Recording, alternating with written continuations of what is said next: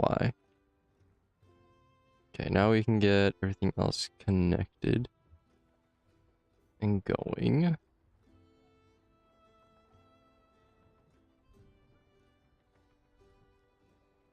Okay.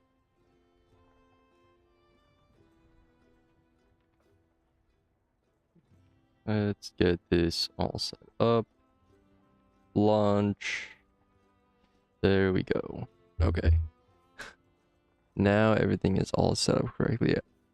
Yeah, since updating OBS though, I need to now I think manually download the DroidCam plugin again.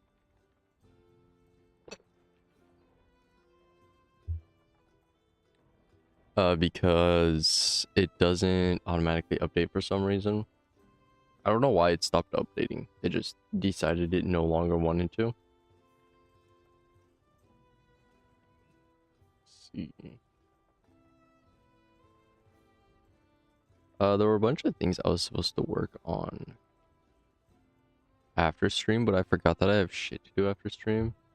I'm pretty much trying to earn as much money as I can before I leave. So we were going out and doing deliveries. And I completely forgot that that's what I was going to be doing. Okay, let's do this. Minimize our window a bit so I can actually seize everything.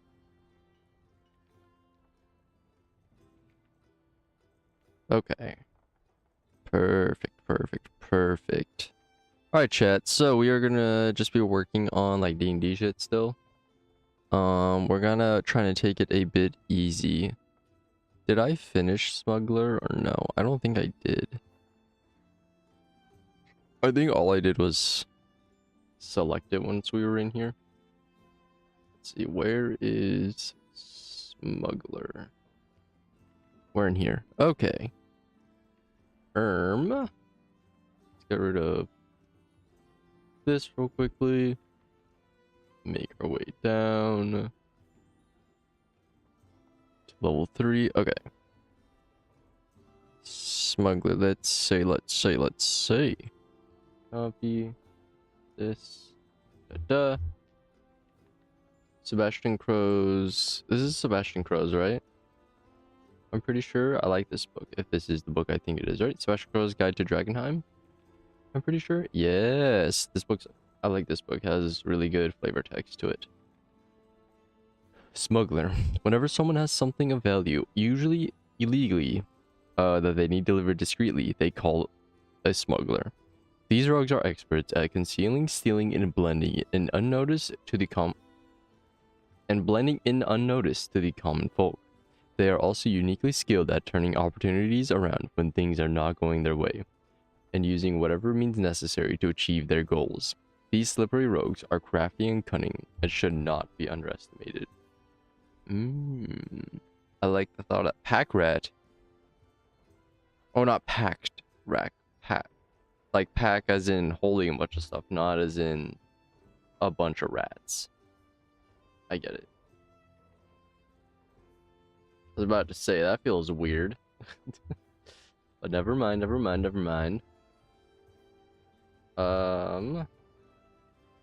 This and this.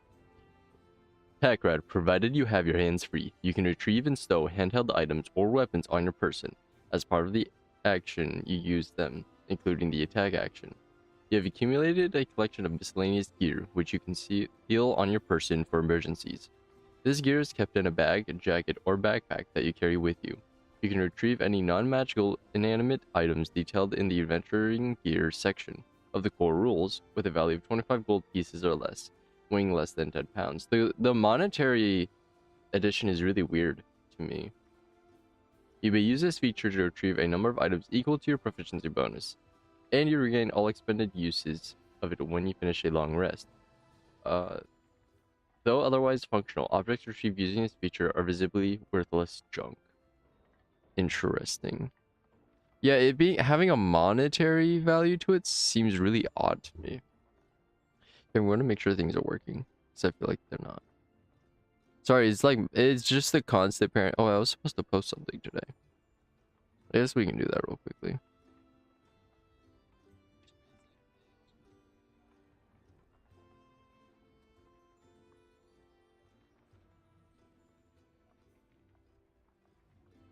Okay, so that is working.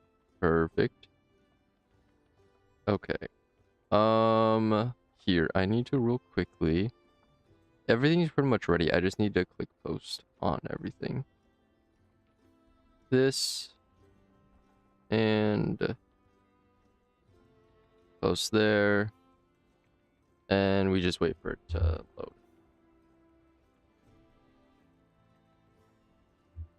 Go to you. Okay. Tricks and trades. You gain vehicles in it. Our proficiency in disguise kits, land vehicles, and water vehicles. Whenever you make an ability check related to smuggling or concealing objects, you add to. Oh, so you're like, yeah, you know, that makes sense. You're smuggling things across borders and shit. Understandably so, understandably so. Okay. Grab this. And blend into the crowd. You become Ezio from Assassin's Creed. I see. Okay, go over to YouTube's. Add this. Next. Next. What did I... Oh, okay, I see. I forgot to copy the title down for me. Why? I'll... Oops. I'll take years working on this D&D Obsidian project. Okay. Go to you. Add to shorts. And upload. Also, I think I still need to actually... Hold on.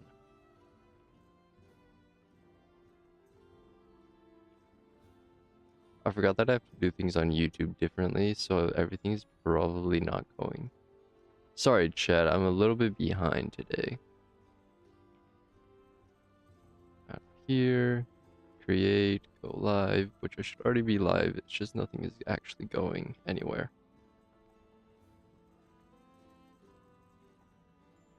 Okay. Okay. Are we... let's edit this. Rogue Subclasses.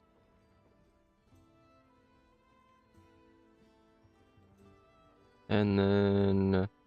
public. Done. Okay. Good enough for me. Good enough for me. Okie doke. Did you upload? Yes. Okay, we go to Instagram. Oh, I still didn't copy it. Nah, whatever, it's fine.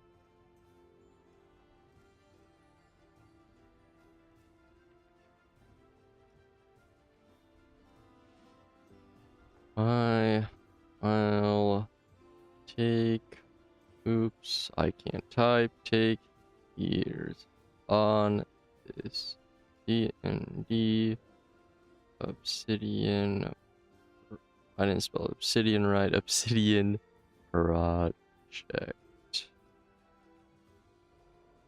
Hashtag D. Hashtag D 5E.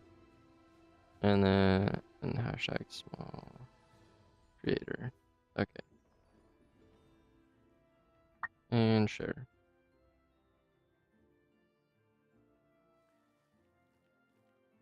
Okay. Now everything's uploaded. My eyes, my eyes, my eyes, my eyes, my eyes. Okay. We just finished the level 3 stuff. Let's go down, grab our level 9 stuff real quickly. Dude, the thing is, we're so close to being done. Which is so cool.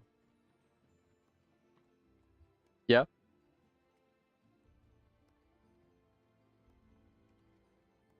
Yeah, hold on.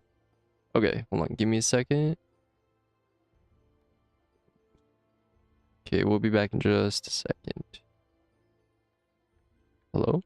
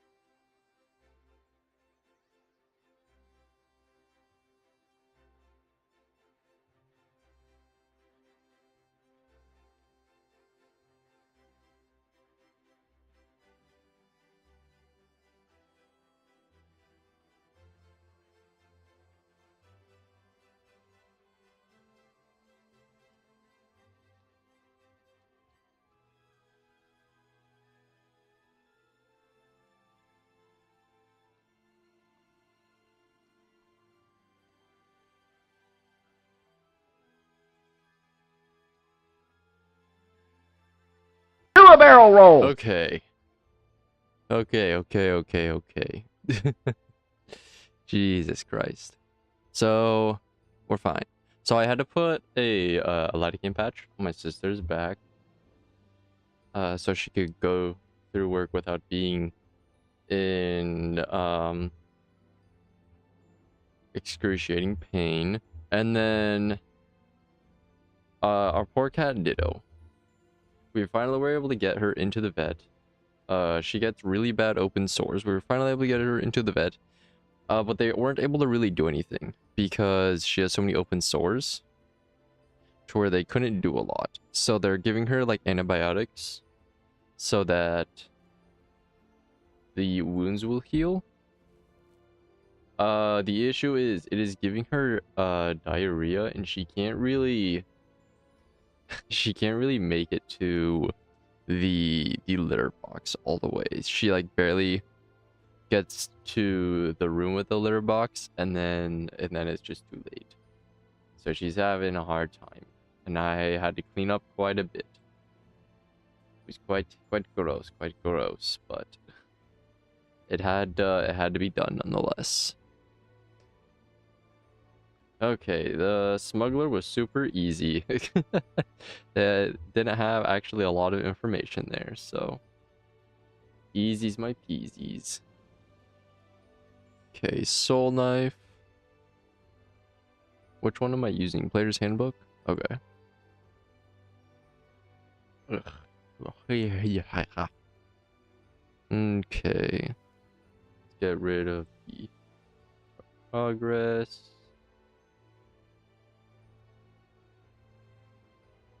Grab this, do that, and here we go. Dut, dut, dut, dut, dut. Soul Knife. Strike foes with psionic blades. A soul knife strikes with the mind, cutting through barriers both physical and psychic. These rogues discover psionic powers within themselves and channel it to do their roguish work. As a soul knife, a psionic's abilities might have haunted you since childhood, revealing their full potentials only as you experienced the stress of adventure. Or you might have sought out an order of psychic adepts and spent years learning how to manifest your power. That's bars. Those are bars. It goes hard. Okay. Anyways. Silent power. Oh, you get... Oh no, there is a table here. Okay, for some reason in here they don't have all the tables, and I don't know why. They don't even have references to the tables. So I'm hoping that doesn't cause me that much of an issue. But at least this doesn't add it into our little table up above. Because that would be a pain to add more shit into it. Hold on. Let's grab you, and then this needs to get folded. There we go. Da-da. Okay. Go to this. And there we go.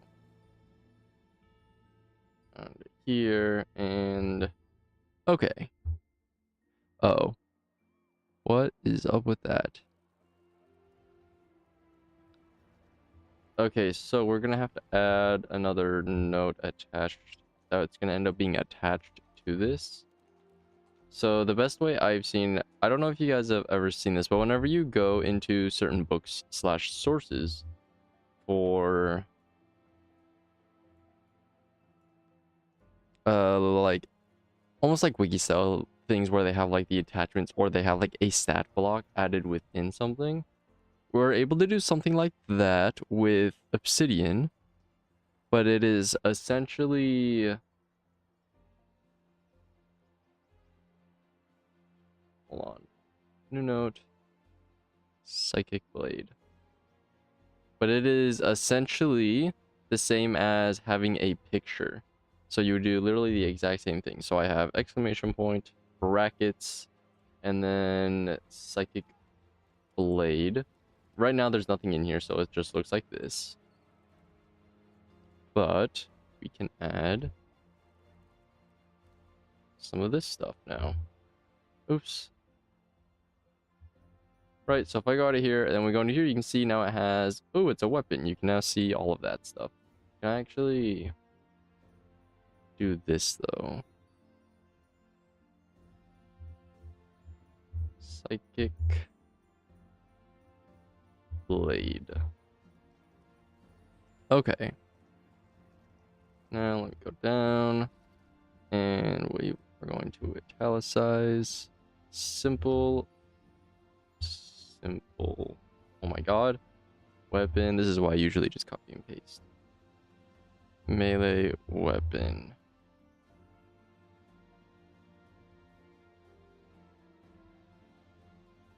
Okay. I feel like I'm doing this wrong. Hold on, wait. I want to... Don't I have like a... Hold on. Multi-weapon. Yeah, I have a weapon template. I feel like... Oh, right. This is how I did it. Okay, so this is the... Okay. That's why it fell wrong. Okay, instead it's 1d6 psychic and then psychic. Yes, why psychic. This is a simple weapon and a melee weapon. Simple and melee weapon. Yes. Okay, and then all of this is like properties and stuff. So finesse, thrown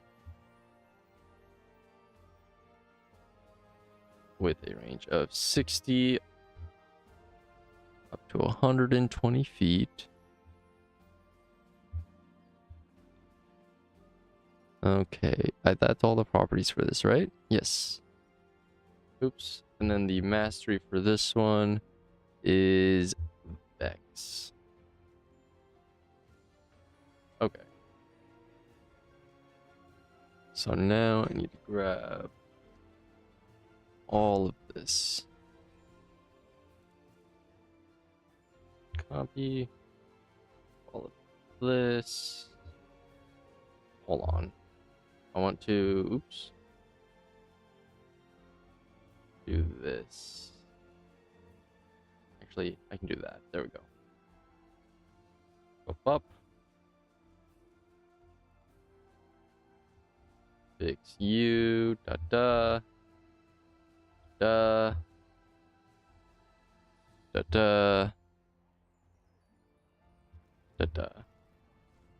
Okay. So this is really, that was really easy. So now you can see if we are within here. Now Psychic Blade is... Oh, I didn't realize that's how that works. So Psychic Blade is now embedded within this node, which I think looks really cool. It's even cooler because you can now have this here. So if I wanted to, I could technically do this with all of the notes, all of the links, but that would be an absolute nightmare to look at. I'm going to minimize this for now though, because I don't need to be looking at this the whole time. But it is really fucking cool. Oh, yes, I do need to put more stuff in here. I guess we're not done. Let's go here.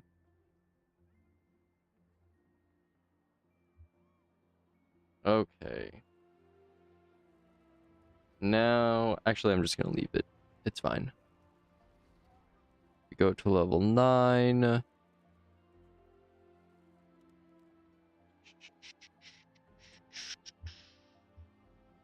What is on my desk? Dude, I swear there's always something on my desk. Which I don't understand, because it isn't like I have, like, things with crumbs over my desk, like, ever. So I don't know what is causing that to happen. Perfect. Okay. Thank you for the follow. I appreciate it. Go to you. Oops. Level 13.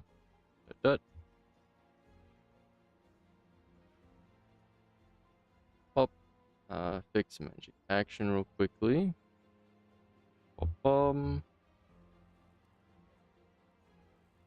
then we can get rid of the gap and do this. Perfect. And then level 17. Okay, even though we had to add an external link, this subclass was also super easy, which I very much appreciate. Soul knife? Okay.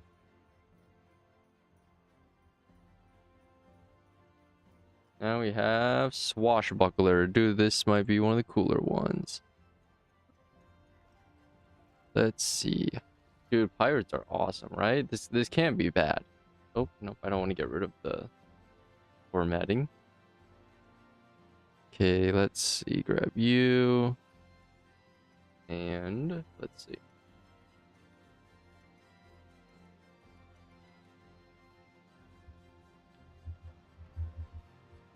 All right. Swashbuckler. You focus on your training on the art of the blade, relying on speed, elegance, and charm in equal parts. While some warriors are brutes clad in heavy armor, your method of fighting looks almost like a performance. Duelists and pirates typically belong to this archetype. A swashbuckler excels in single combat and can fight with two weapons while safely darting away from an opponent. I like this. I like this. It sounds cool. It sounds cool. I wonder what the mechanics are, though. Let's see. Fancy footwork. When you choose this archetype at level 3, you learn how to land a strike and then slip away without reprisal. During your turn, if you make a melee attack against a creature, that creature can take opportunity attacks against you for the rest of it. Can't make opportunity attacks for you for the rest of your turn. Damn, you can just kind of fucking dodge and weave out of combat. Yo, wait, I like that because so many rogue players oftentimes like to stay completely out of combat and are just throwing pot shots because they just get advantage. But you would also get advantage if you're doing melee. That's so cool. Rakish? I don't know what that's supposed to say. I don't know what that word is. Starting at 3rd level, your confidence propels you into battle. You can give yourself a bonus to your initiative rolls equal to your charisma modifier. You also gain an additional way to use your sneak attack. You don't need advantage on your attack rolls. Roll to use sneak attack against a creature if you are within 5 feet of it.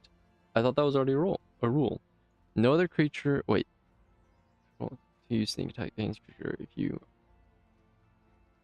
You don't need advantage on your attack roll to use sneak attack.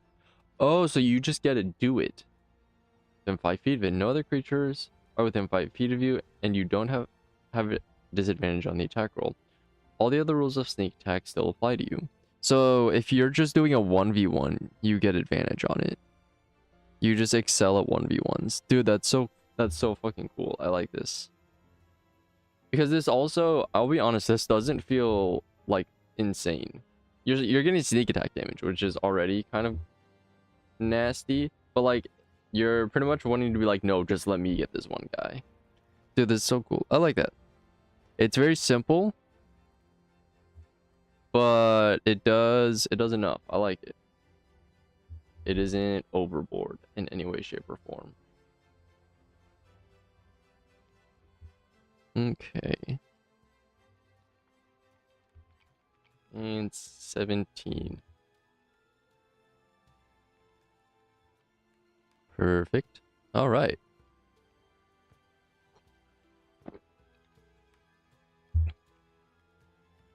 I am seeing the umbral binder and waxwork, I think, are going to be ones with spellcasting, so I feel like those are the ones that might take me a little bit. Possibly. All right, the thief. Hold on a minute. So waxwork isn't here for some reason. I'm assuming that was a Uwajima book, if I had to guess, which is why it's no longer here.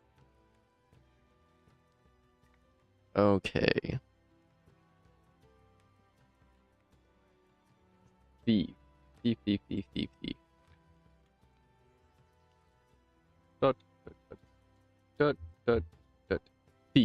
Hunt for treasure as a classic adventurer. It makes a burglar, treasure hunter, and explorer. You are the epitome of an adventurer.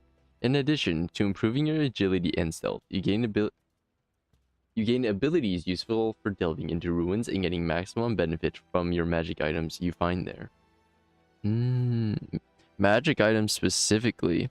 So this is the Indiana Jones one, is what it sounds like.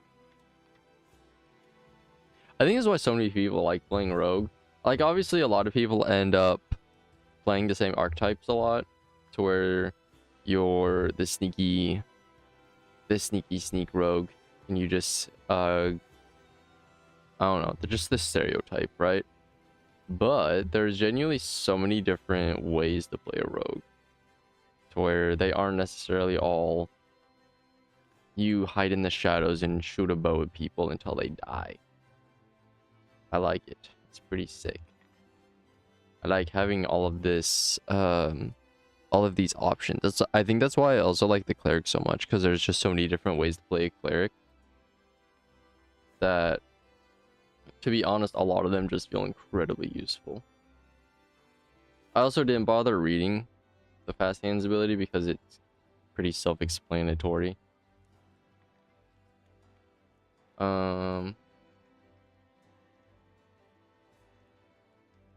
The being able to use the utilize action, or the magic action instead of a utilize action, is kind of nice though. Oh, excuse me. You're gonna climb speed equal to your speed. That's kind of crazy. You can determine your jump distance using your dexterity rather than your strength. Oh, the way it should be. Wow. Wow, the way it's supposed to be. That's insane. Did anybody else watch Physical 100? It's like a South Korean like competition reality show where it's just a bunch of buff people. And it's like figuring out who has the perfect body. But the big guys, the big guys, all the big beefy guys, they like weren't able to do the big jumpy things. So like, I don't know if your strength is what should be determining your jump. I feel like that is just straight up a dexterity thing, because acrobatics is a dexterity thing, which I know acrobatics, another way people could think about it, is being able to like lift yourself, which is more of a dexterous type thing than a strength thing. Like lifting yourself up onto stuff, I guess, is what I mean. But I don't know. You can do up to 4 magic items at once. Damn. Wait, no, this is goated. This is, you are Indiana Jones. This is this is the Indiana Jones one. This is really cool that you're able to do that. This subclass seems kind of goated, which is crazy because it's in the default book. But I guess they got it from Tasha's in the first place, and then they added it. And then they added it to the main book in 2014. Okay, so we only have one more that we actually are able to get access to then. Let's get Thief out of here. The Umbral Binder Rogue. Right, that says Binder. Yes, B-I-N-D-E-R. Yes. Okay. What is this from? Book of Eventides. Yes. This book actually also has really good flavor text to it, if I remember correctly. This and there. Umbral Binder. Some rogues are content to steal mere treasures, but Umbral Binders possess the energies that shape the world. Through secrets, rites, and rituals, these rogues have learned to bind their powers of shadows into themselves and use its power to fuel their abilities. They're demigods. I see. Eyes in the dark. When you choose an archetype at 3rd level, or this archetype at 3rd level, you experience with The raw magic of shadow affects your senses. You gain dark vision out to a range of 120 feet. Okay. And then shadow bind. Oops. Fix that. Okay. Shadow bind. Starting at 3rd level, you can perform a special ritual to siphon the power of shadow and bind it to yourself. You can conduct this ritual during a long rest. Performing the ritual requires time spent meditating in non-magical darkness for at least 1 hour. At the end of the ritual, you choose one of the following effects, which lasts for 24 hours, or until you perform the ritual again. When you are in dim light or darkness, as part of your move, you can teleport. Oh, wait a minute. I think, did anybody watch, I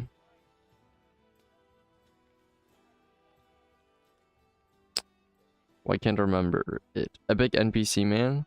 The Epic NPC Man, D&D session they did, that Viva literally did. I remember you from high school. Your head game was insane. They used to call you the vacuum. I mean, I'm asexual, so like... shrimply impossible.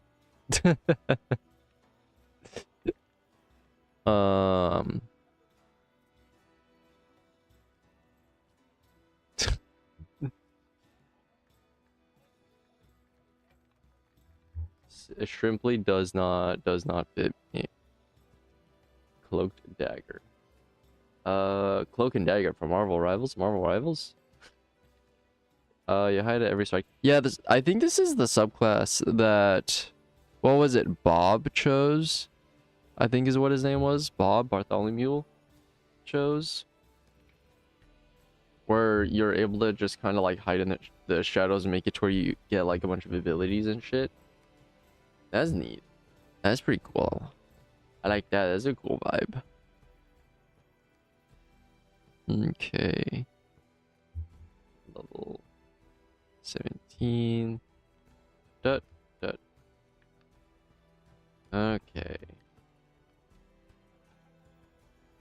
Alright, so we have one the waxwork. So the waxwork one isn't here.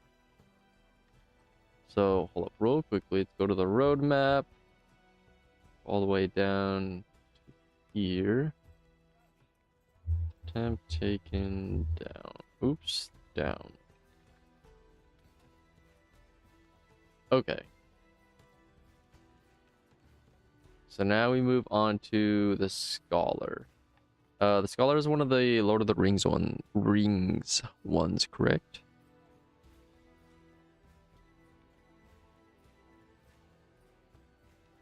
Scholar. Yeah, so the Lord of the Rings classes only go up to level 10. So there isn't a whole lot here.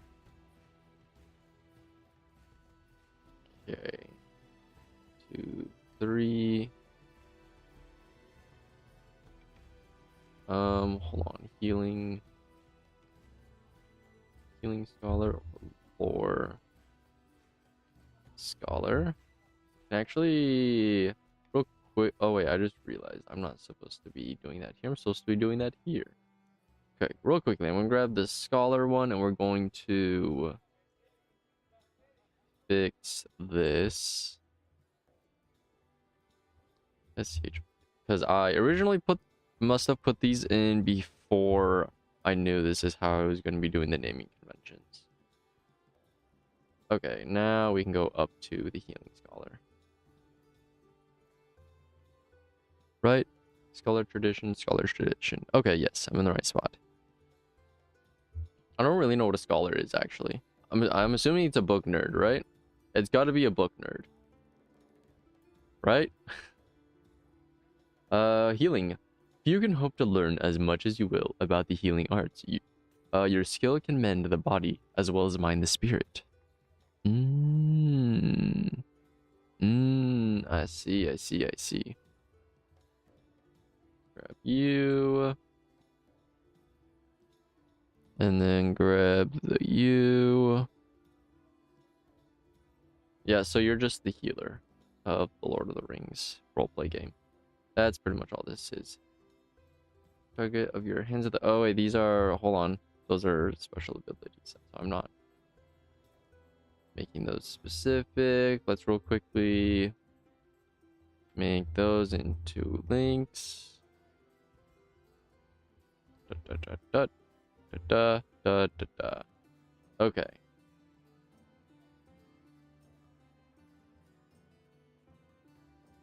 Copy 7U.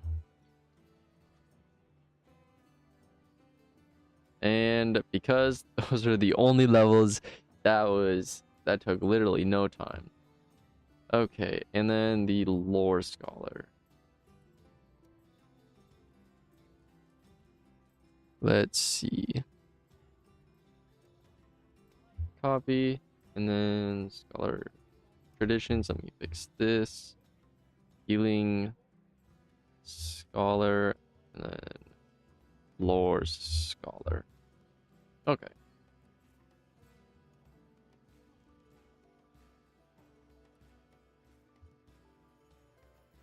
Oops.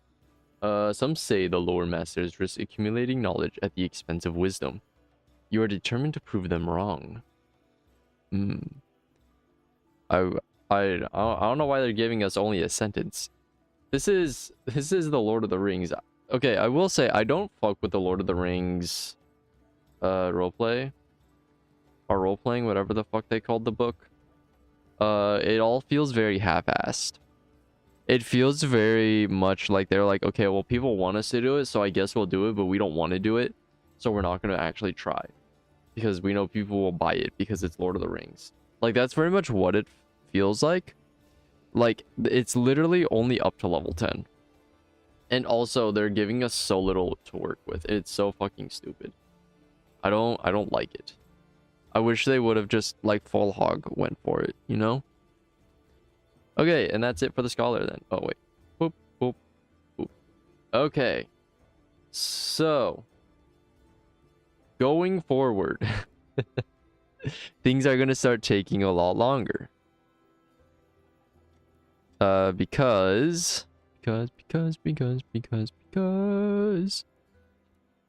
we're now with all primary spellcasters are what's left. And then also the warrior sidekick, but that doesn't count. And the treasure hunter probably, yeah. But that's also a Lord of the Rings thing, so I'm not counting this one at all. The treasure hunter and warlock, or not warlock, warrior sidekick, I'm not counting because they're very small levels that I have to deal with.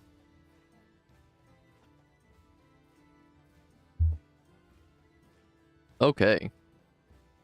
We have the Aberrant Mind Sorcerer. Let me real quickly. Aberrant Mind from Tasha's Cauldron. How much of a pain is this going to be for me? Hold on. Oh my god, I've never played a sorcerer, and also nobody I play with ever plays sorcerer. Can I be honest? I feel like people don't actually want to play sorcerer because it just feels too complicated. Like, it's genuinely easier to play a wizard because they get all of these extra things you have to think about. Okay. Aberrant Mind. An alien influence has wrapped its tendrils around your mind, giving you psionic power. You can now touch other minds with that power and alter the world around you by using it to control the magical energy of the multiverse. Will this power shine from you as a hopeful beacon to others? Or will you... Wait, what? Or will you be a source of terror to those who feel the stab of your mind and witness the strange manifestations of your might? As an Aberrant Mind sorcerer, you decide how you acquired your powers. Were you born with them, or did an event later in life leave you shining with psionic awareness? Consult the Aberrant Origins table for a possible origin of your power. That's cool, I guess. I don't know why but a lot of like sorcerer subclasses to me feel like they're like made for you to work with your DM on like on like the background and lore of your world. Like that's what it was meant to be. Like it feels like a lot of sorcerers end up being like the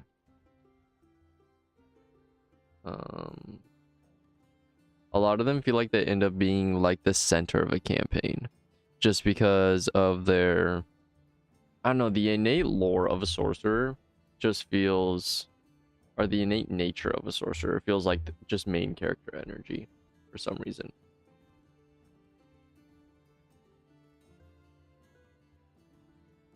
Oh. Hold on, wait. Some of these I can maybe, because we don't have the, yeah, we don't have those in here. Okay. God damn it. Okay, so which ones was it? Arms of Hadar. Yeah, I knew this was gonna happen. Hunger of Hadar. And then Summon Aberration. Oh no, Summon Aberration is gonna have a, oh, it's gonna have a monster linked to it. God damn it. Oh, I don't want to do that. Oh well. Yeah, we're gonna probably be getting a lot more spells that we don't typically have now. Okay, so let's go to here. Make our way all the way down. Work spells. Holy shit, that's a big spider. What the fuck?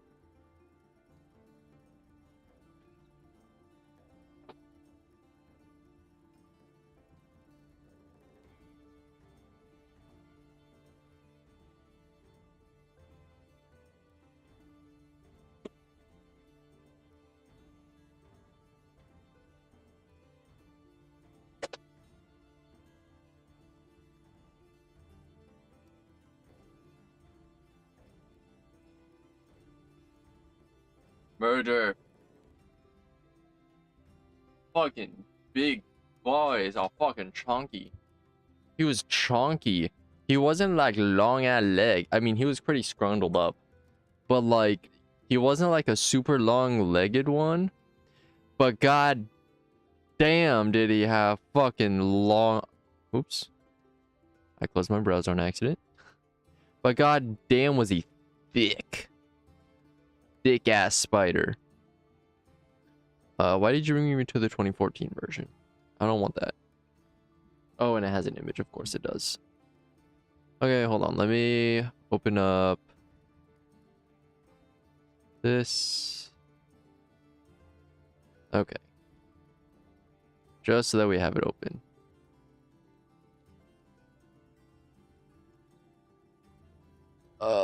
Actually, let me just grab this. Ooh, that's cool.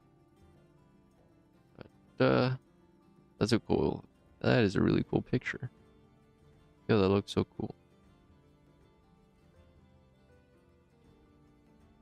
This save spells. Arms of Hadar. Oh, hey, it's pushing for me. Hey, guys, do you see? Actually, I'm in the way, aren't I? I just thought about that. You can't seize. No, you can't seize. I just realized you guys haven't been able to see that the entire time. That's fine, but my Git stuff is working now. What level is this? Level 1. So my Git plugin will automatically push and pull things to GitHub. The issue was it wasn't doing that yesterday for some reason. Wait, hold on. Layers and book 2024. Okay. Dot. Grab this, copy, and there.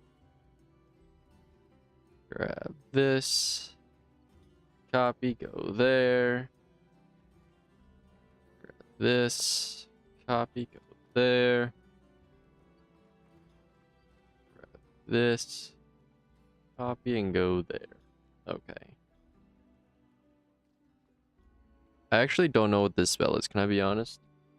I'm very unfamiliar with this spell.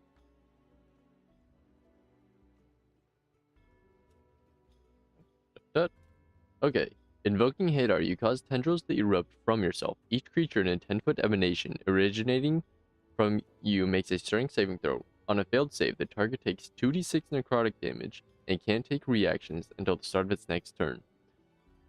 Oh my god, excuse me. On a successful save, the target takes half as much damage only. That feels... Oh wait, this is a level 1 spell actually.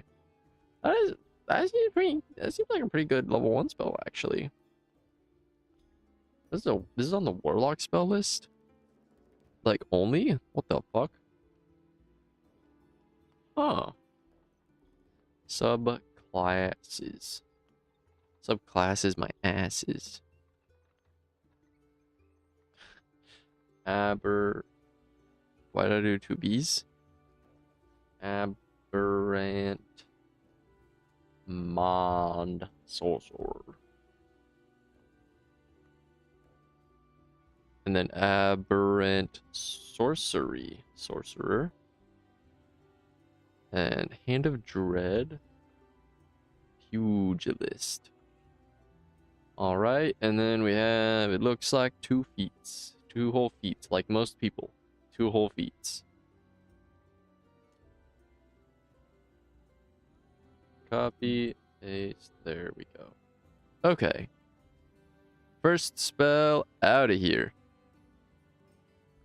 Hunger of Hadar. Can we go to the 2024? Oh, it has an image too. God damn it. Ah, that looks really cool though. Wait, I forgot to put the image in actually. Hold on. Alright, see how cool this image is? Oh wait, I can do this. Look, we can full screen, I guess. Did it full screen for you guys? I can't see. Oh, it does. Look at that. Look how cool that is. Ooh, zoom in. Ooh. There's a plugin I could install where I could adjust the size. Oh, never mind. You don't need the plugin anymore. I forgot. Oh, I forgot that they just added that. That was like earlier this year. They added it to where you could go down here. You can't do it up here, and you can't move it around really. But that's really cool. I like that. I like that a lot.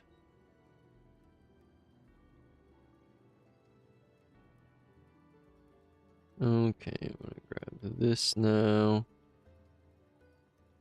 And save.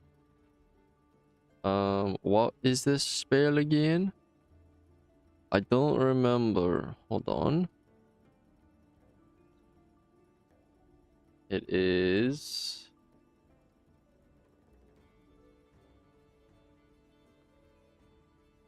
Hunger of Hadar. Except it's not back and removed. Oops. And save. Okay.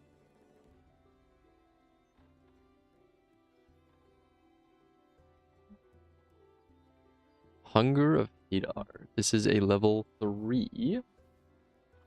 New note. There we go. Okay.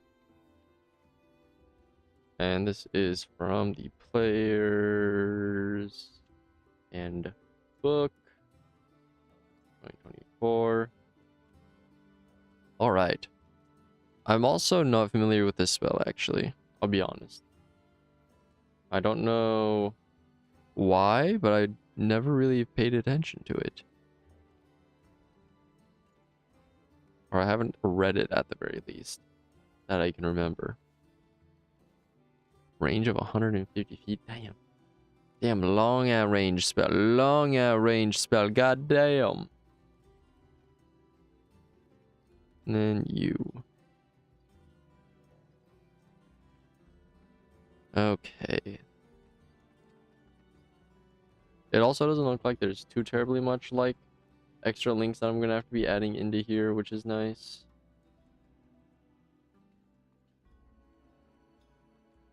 Okay.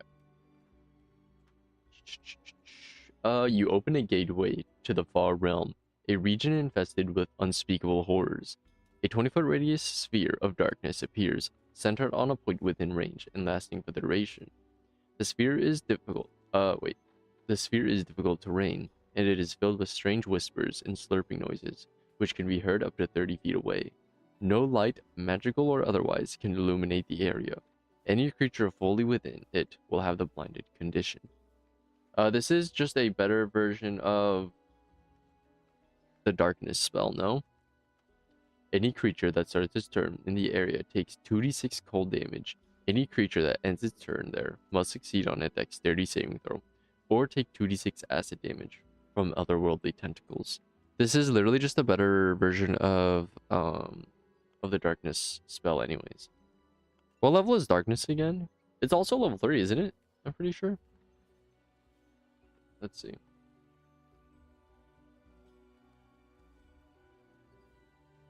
Darkness spell. It's level 2 technically, I guess. But like this is still just like significantly better. The warlock and then subclasses. Oops. Subclasses. There we go. We have aberrant mind sorcerer. Aberrant sorcerer. Great old one patron warlock. The hand of dread pugilist. Shadow sorcerer. I'm gonna add warning over on Twitch. I think that's everything.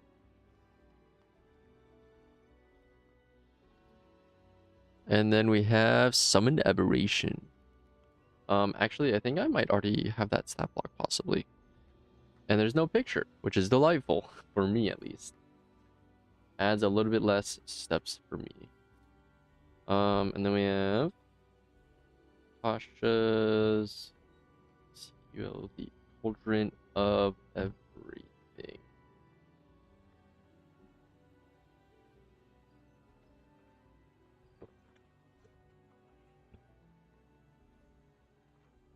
Okay, grab this, copy you. Copy, paste there. You.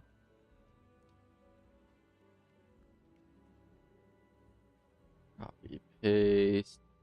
Components, vocal, semantic, and material. A pickled tentacle with an eyeball in a platinum inlaid vial worth at least 400 gold pieces.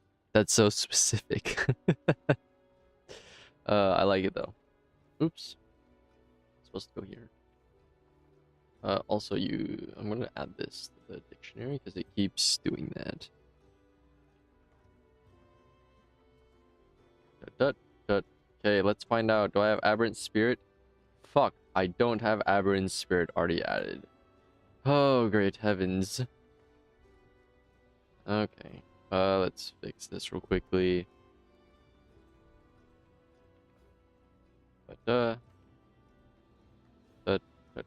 Okay, so let's open up Aberrant Spirit real quickly. No classes just get this. What the fuck? Yeah, they do. Why the fuck did they put it somewhere different? The hell? Classes. They, for some reason, put it at the bottom instead of at the top like they usually do. Okay, and then subclasses.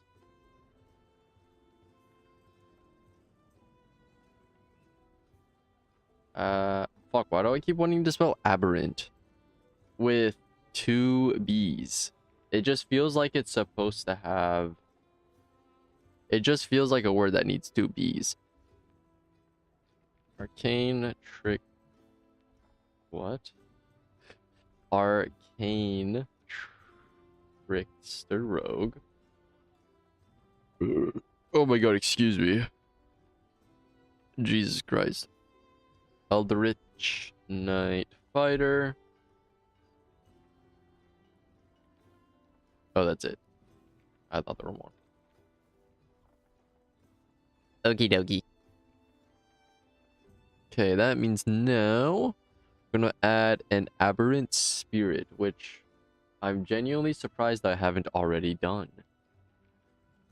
Let's go into monster stat blocks. What is you have? Hold on, let me get the image real quickly. Oh, that thing looks goofy. Hold up, wait. Yeah, this is a silly looking little thing we got here.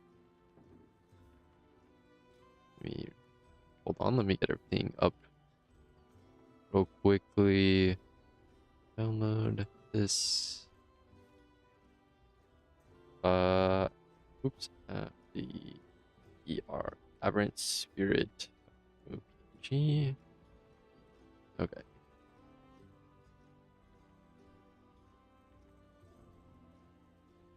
Did I put that in the right spot? I hope so. Go to the stat block itself. This is an aberration, obviously. New note. There we go. ER aberrant spirit. And then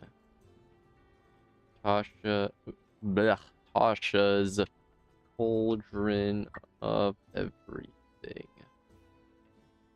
Okay.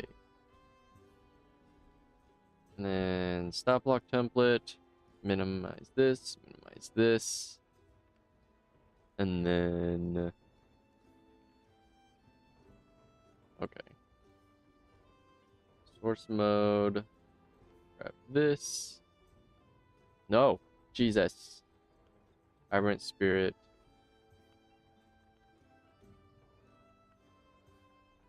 I can remove PNG. There we go. Current spirit. This is a medium. Yes, it is an aberration. Aberration. Subtype. I don't think it has one. No, it doesn't. The alignment should be unaligned, right? Yes. Unaligned. Armor class. It has all of this extra bullshit because it's a player summon. I hate dealing with player summons because it's all goofy and different and I don't like it. We're not using hit dice, so get that out of here. Speed. It has a whole bunch of shit to it, Jesus. Oh wait, are there different variants of this? Is that what I'm about to figure out? Oh no. That might make things more difficult for me. Beholderkin only. Oh no.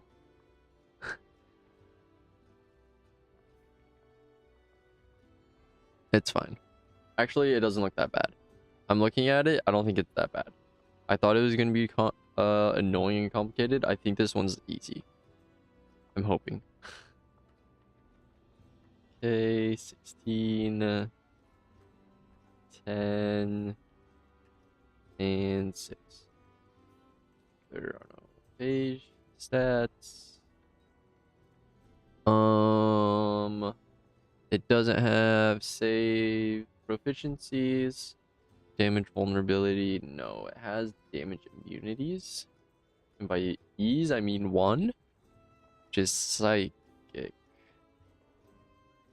And then no condition immunities. Okay. I kind of need to sneeze. I can feel it. Senses is dark vision of 60 feet. Passive perception of 10. Passive insight. Oh, fuck me. Okay, holy Christ, where am I? Passive insight of 10. Passive stealth. What is its dexterity? Oh, it's 10, so it's just... Okay, so it is just 10. Okay. Ugh. Fuck. Okay, languages is... Deep speech understands the languages you speak. Okay.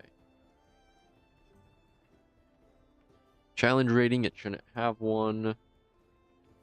Spells, I don't think it casts any spells. No.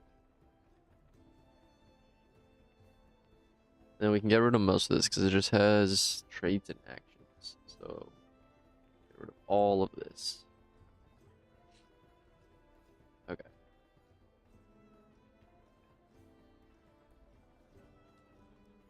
Copy this and paste. And grab you. Copy. Paste. The aberrant regains 5 hit points at the start of its turn if it has at least 1 hit point. That's kind of cool. Also, there's so many different kinds I'm starting to realize. Interesting. This. Name. Oops. There we go. And then description. Ugh. Dude, I hate sneezing because it all of a sudden makes me feel sick. Like, before sneeze, I'm fine. The second I sneeze, though, I just start feeling incredibly sick. I'm not sick, right? Like, in, like, 30 minutes, I'll be fine. But, like, for the first, like, 30 minutes after a sneeze, I just start feeling fucking sick. It's horrible. I hate sneezing so much.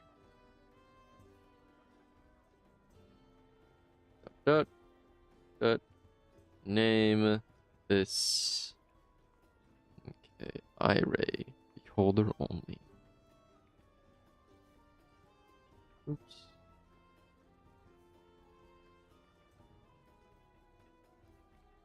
Description. Copy you.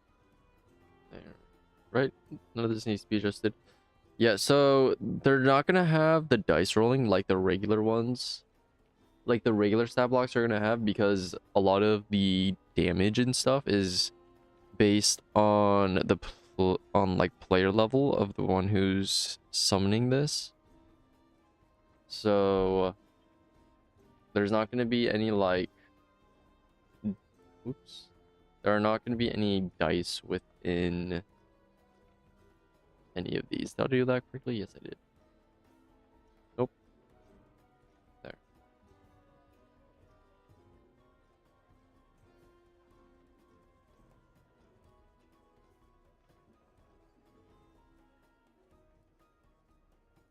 Alright. It was very long, so I wanted to... God damn it, I keep doing that. It's very long, so I keep thinking that there's a link within there. But there's not. It's just a lot of text.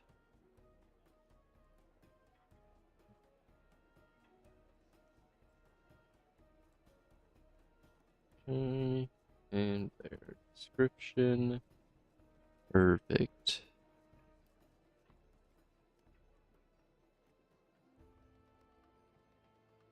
Okay.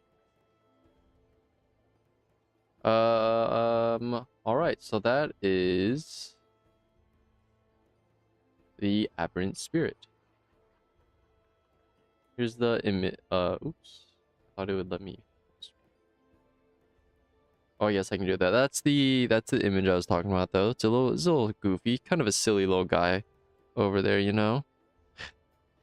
He's just chilling there. Dude, it's fucking 80 degrees. Goddamn.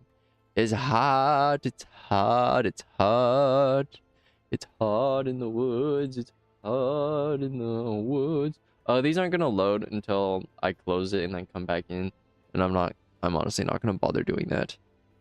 Okay, we go down to level 6. Copy subclass here.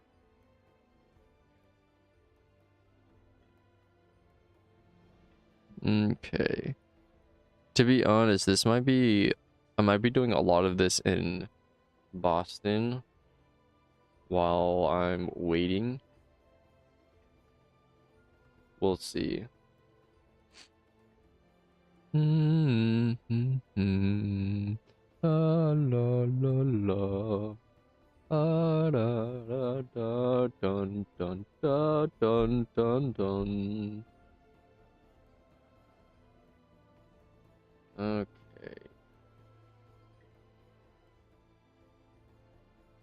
So who knows? Maybe by the time we come back, I'll have all the subclasses done. We'll see. Level 18. We might have it all completed. That'd be kind of cool. I don't imagine that's going to happen just because of how long all these are going to take, and I'm probably going to be exhausted every time I get home every day, but there's a chance. It's a non-zero chance. Okay. Is this one aberrant or aberrant mind? Aberrant mind. Okay, now we're doing aberrant. Aberrant sorcerer. They just had to go and make this as confusing as possible, you know? By making subclasses with practically the same names. Okay. Grab you. Aberrant sorcery. Dut, dut, dut, dut, dut, dut, dut, dut. An alien. This is the same thing. Literally the same thing. They just stole their homework. No, this is literally this. It's the exact same thing. It's just from a different book. They literally in the 20. That's crazy. So the 2024 book literally just took the Tasha's Cauldron of everything and was like, yeah, we'll just put it in here and call it good. That's so funny. Dun, dun, dun, dun. So I mean, all of these should already be in here then, right? Hopefully it's all the same spells. Those are the same, we just need to fix them up quickly. Okay, there. See, nice and easy. So this is literally just the exact same thing. They just gave it a different name. Man, they didn't even try.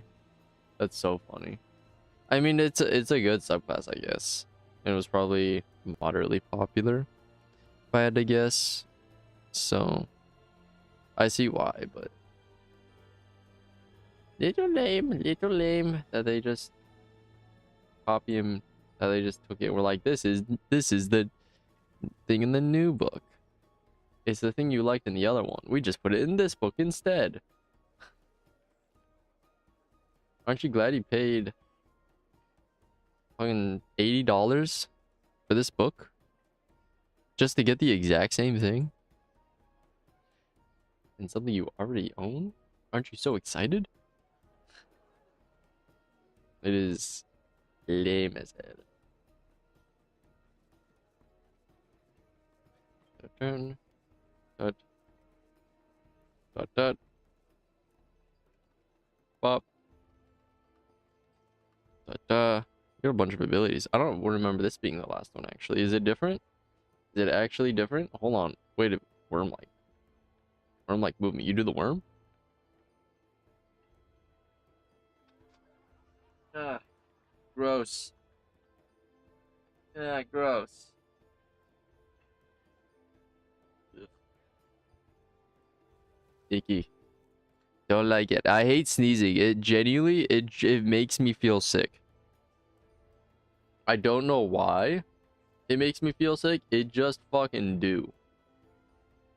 Something about sneezing just got me fucked up.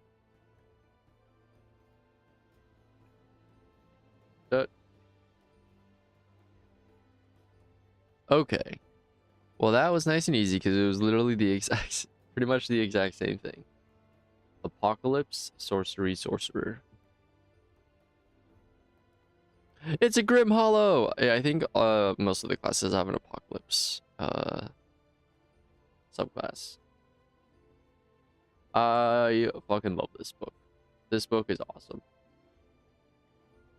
Alright. We got a whole bunch of flavor text here. Fuck yeah, dude.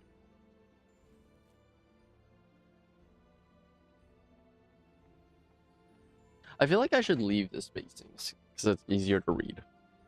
I keep wanting to like limit how much stuff is in a note, but I feel like I should do this. Apocalypse sorcery. Hasten or stall the end of the world.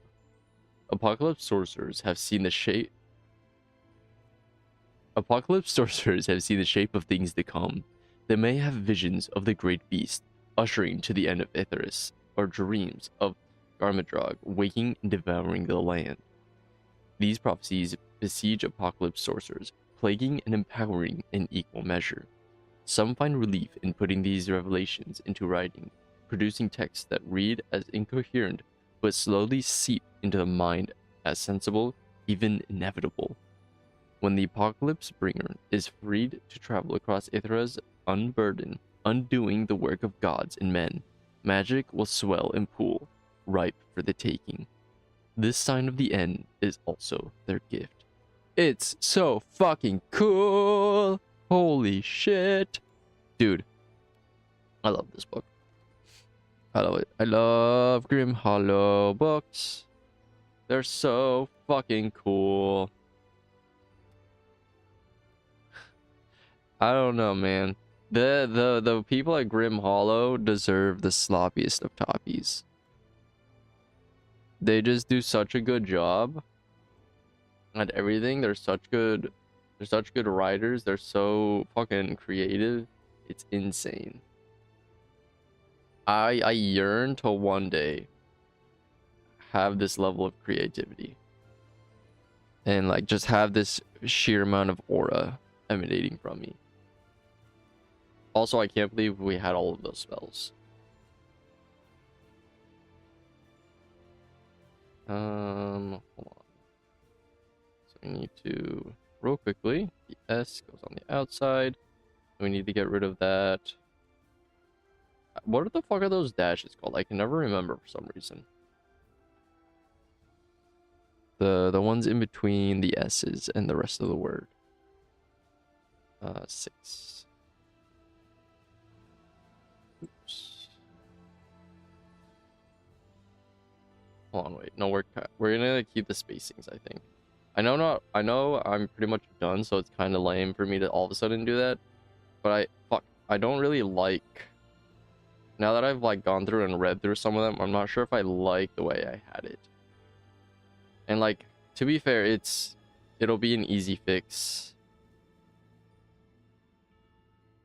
later anyways. What the fuck? Why is this like that? What? Okay, I don't know why that was a link.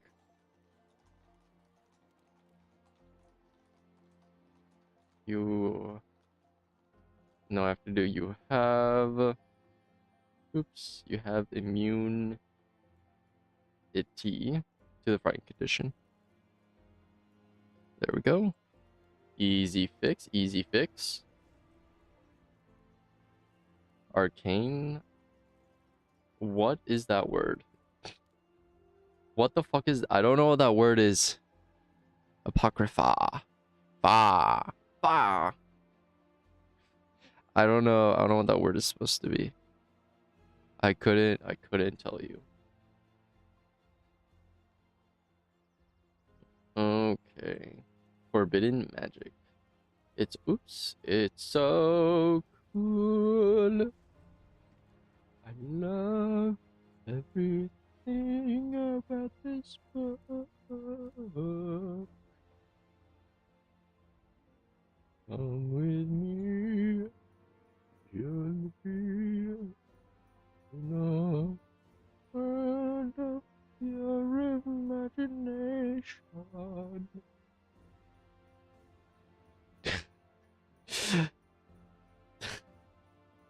I don't know, man. Genuinely, the just looking through these genuinely fills me with inspiration immediately from reading this.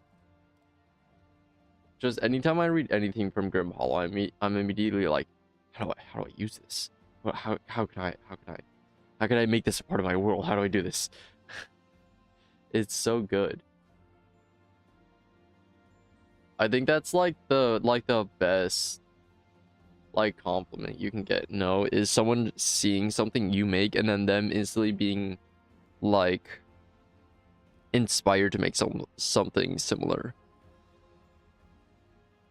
I don't know. Someone wanting to do or someone wanting to make something similar to what you're making is always like the biggest compliment. I don't know. It's so cool. They did such a good fucking job. Which version am I using? Is this Player's Handbook or Tasha's? Player's Handbook. Okay. They're probably the same thing anyways. To be completely honest, with slight adjustments. Okay. Clockwork Sorcery. Copy here.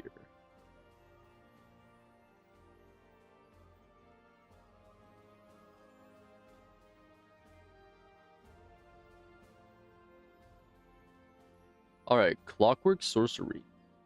Channel Cosmic My hands were not on my mouse or keyboard, they were in my lap. Why are we scrolling? Calm down. Okay, it's okay. Clockwork Sorcery. Channel Cosmic Forces of Order. The Cosmic Force of Order has suffered you with suffuse. Fuck. The Cosmic Force of Order has suffused you with magic. That power arises with Mechanus, or a realm like it, a plane of existence shaped entirely by clockwork efficiency. You or someone from your lineage might have become entangled in the machinations of Mardron, and the orderly beings who inhabit Mechanus. Perhaps your ancestors even took part in the Great Mardon March. Whatever its origins with you, the power of order can seem strange to others, but for you, it's part of the vast and glorious system. I don't know what the fuck that means. The fuck do you mean by that? That all went right over my head. I'll be honest with you. Okay, let's see how much you use is gonna be new. Actually, a lot of it looks really familiar. I guess from being in these like spells things here, it's all spells that are from other are usually from other spell books. So, fuck. So I guess it makes sense that it's gonna. Oh no, no, not summon construct. No, I thought I already did that. Oh, all of the summons, all of the goddamn summons, being a pain in my ass. Well, hopefully with the sorcerer, I get through all of them though, and there shouldn't be too much more after the sorcerer, because they're all most of the sorcerers, not most, but I think all of the like different summons are going to be within sorcerer subclasses, because that's like for some of them that's their whole vibe is a type of monster or a type of magic. So it shouldn't be that bad, I don't think. Okay. So let's open up summon construct. What is this? Oh, I did it twice. Oopsies.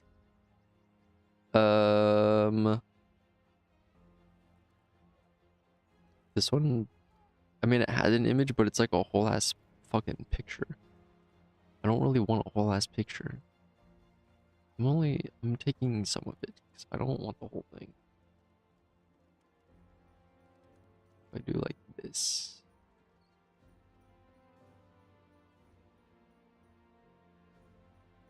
I'm gonna do that because I don't want the whole picture. Can I be honest with you? Oops, I didn't mean to do that.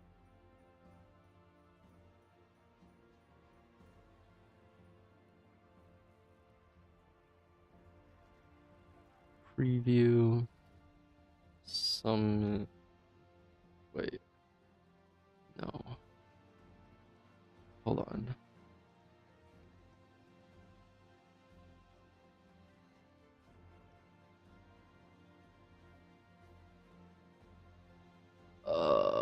Hold on. My brain is like fucking melting all of a sudden. What am I doing? Huh?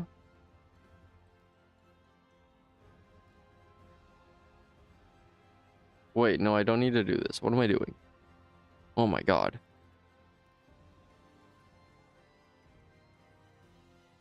Wait, stop.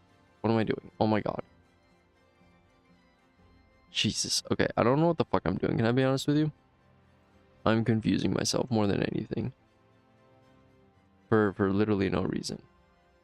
Okay, I grab this and it's gonna go into the spell thing. I was thinking I was already doing the fucking monster for some reason. Jesus Christ. Summon construct.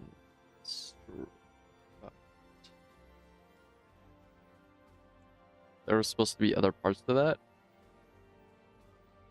but it's fine. Go into here.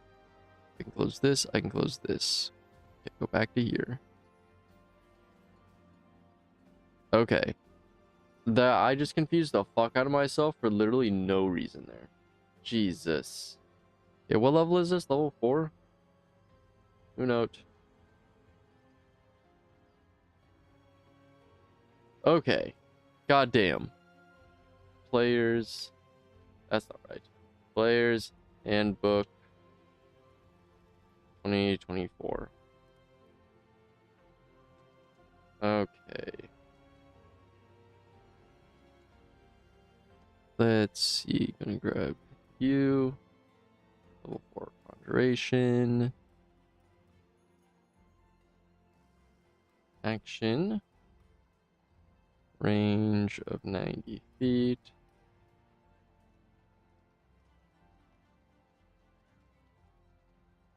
Components. A lockbox worth 400 plus gold pieces. Damn. Expensive ass spell. Okay, and there's a lot of text here. Copy, paste.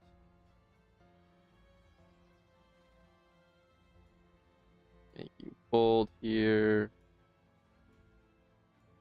Okay, and then also fix these.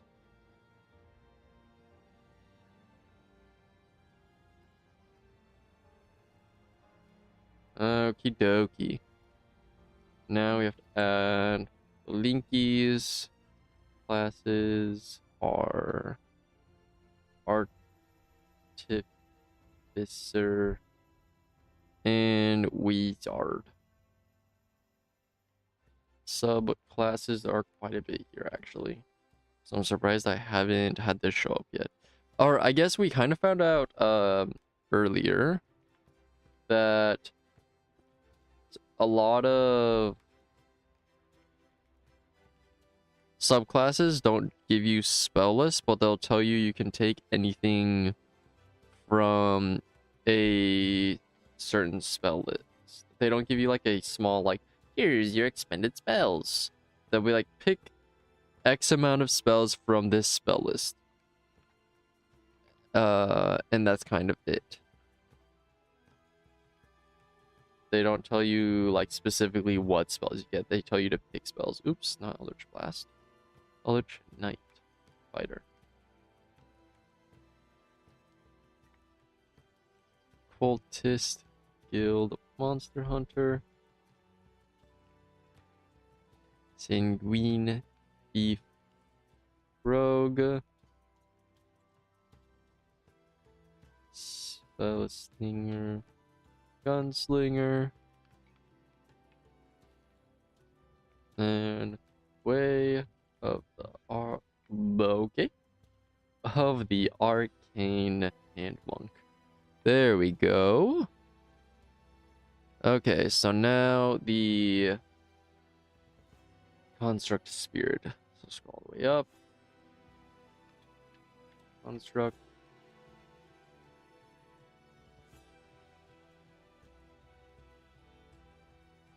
Here, Note. Construct spirit. Okay. Firstly, let me grab the image. Oh, I didn't put the image in the other thing, did I? It's fine. Hold on, give me a second to get this going.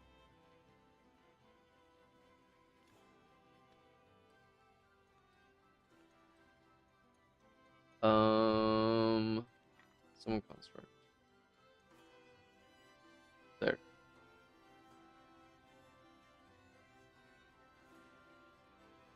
Now go back to this. Download, preview,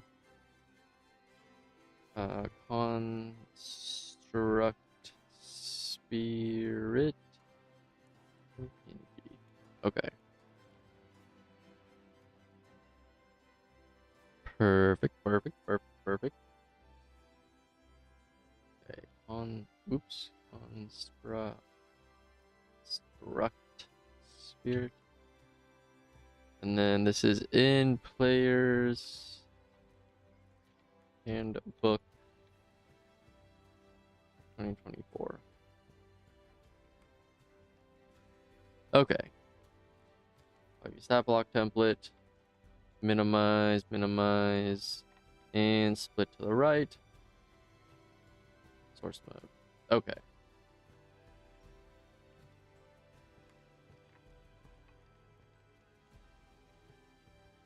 I don't know why that happened. That was weird.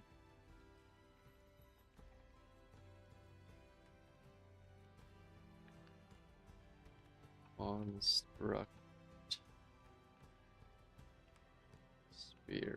spirit.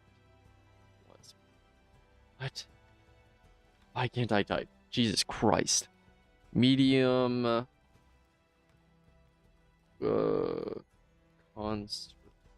Construct. Subtype. It doesn't have one. Align. I should maybe put that it's a player summon, but I'm not gonna worry about it. TBH. Neutral armor class. I'm surprised it's not unaligned. Instead, it's neutral. Which feels weird.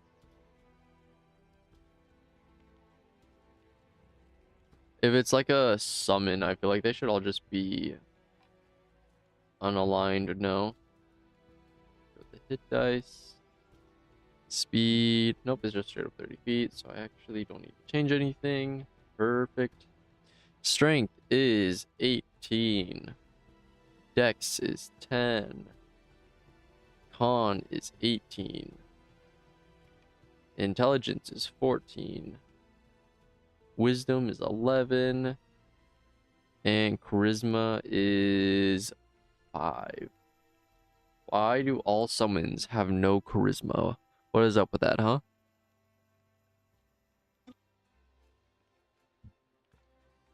Okay, no saves. Damage vulnerability, no. They have a damage resistance. They don't have any damage immunities. Okay, damage resistance to poison. It's weird that they're not just straight up immune, to be honest with you, but that's fine. Okay, so charmed. Exhaustion. Frightened. Paralyzed. And poisoned. Okay, they have dark vision out to 60 feet. They have passive perception of 10. They have a passive insight of 10. And a passive stealth. What's their dexterity? So 10. Languages understands the languages you know. Copy here. No challenge rating. No spells. So it just has traits, actions. It also has reactions. So we'll save the reaction. Keep the reactions right here. Doesn't have any bonus actions, right? No. And we'll get rid of all this extra stuff out of the way. Okay, traits. Heated body, metal only. So I'm assuming you choose what type of construct it is. If I had to guess, like if it's metal or clay, or metal or stone, I guess. Clay is probably under like the category of it just being stone, right? More than likely. That would make sense. Oops. Name. Oops. Copy. Oh, come on. Description. Here. Oops. Copy. Here. Get rid of all the hubbub. Okay, actions. It has multi-text, so I don't need to get rid of the name. We need to change the description so it doesn't say doppelganger. There we go. And says specifically the monsters stuff. Cut. Oops. Name. Oh. Up.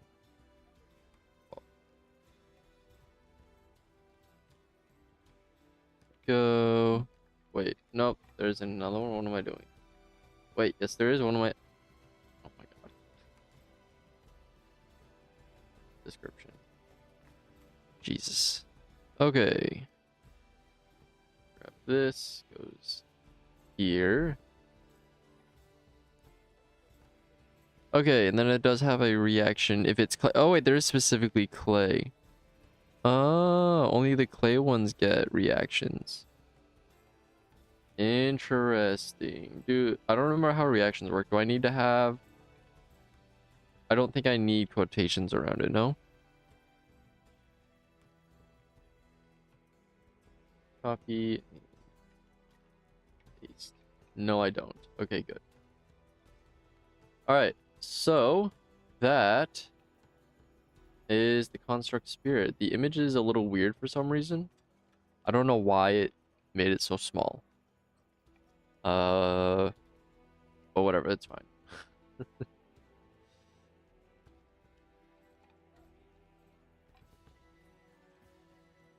Okay, close this and back into here we go. So down to level 6. Get all of these. Bastion of Law. Fix the magic action real quickly. Let's see.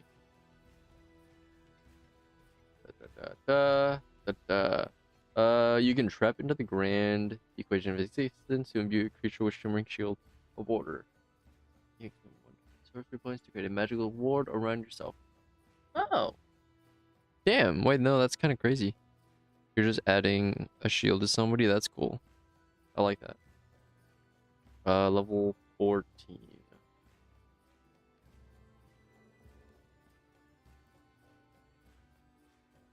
Okay. There we go, and level 18. Okay. Nice and easy.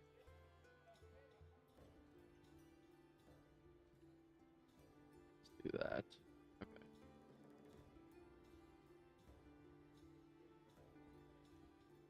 And then you get a whole bunch of other features down here too. Damn. No, this subclass seems nice. I like this. Like, it also feels somewhat simple in like descriptions, but doesn't seem like overpowered or anything.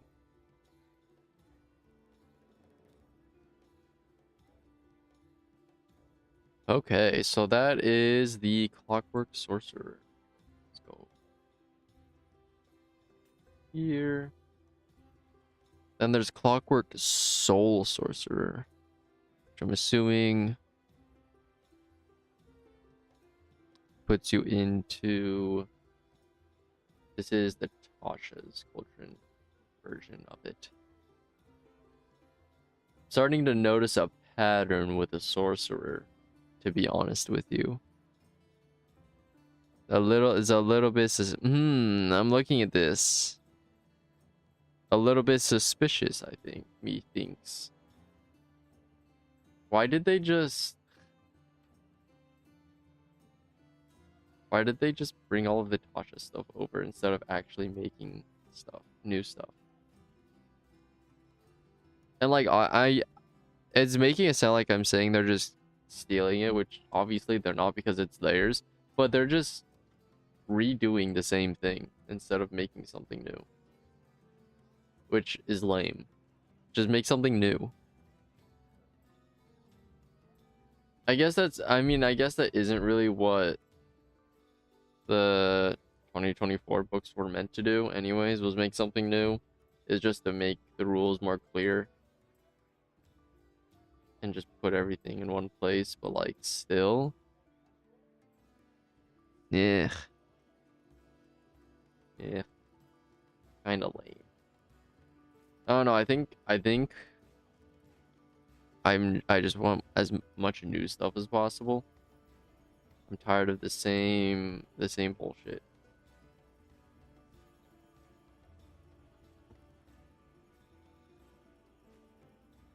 Okay. Yeah, no, this is the same thing. Man. Okay, go down to level 6.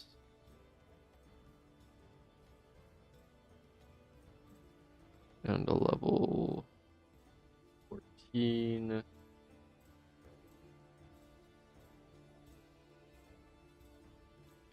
And down to level 18.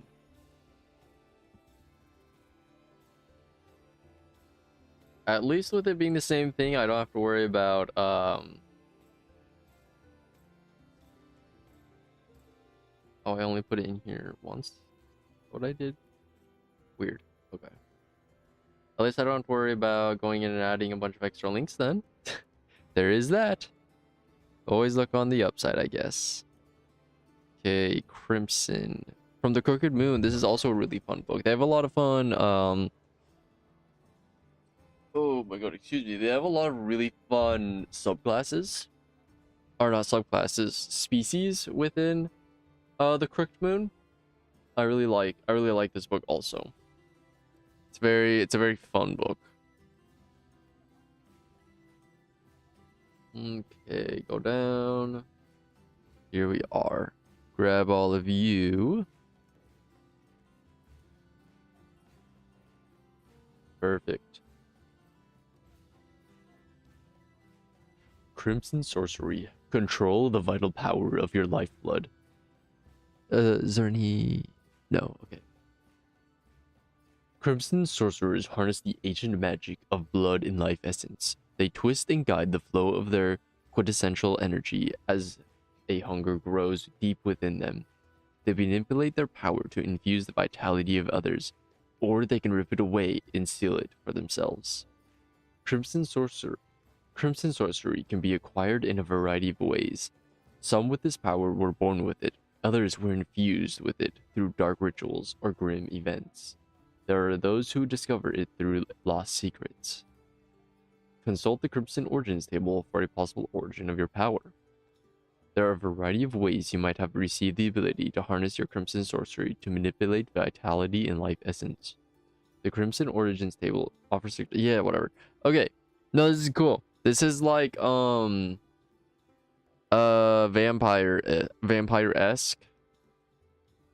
I like it. I like it. I like the optional vampire.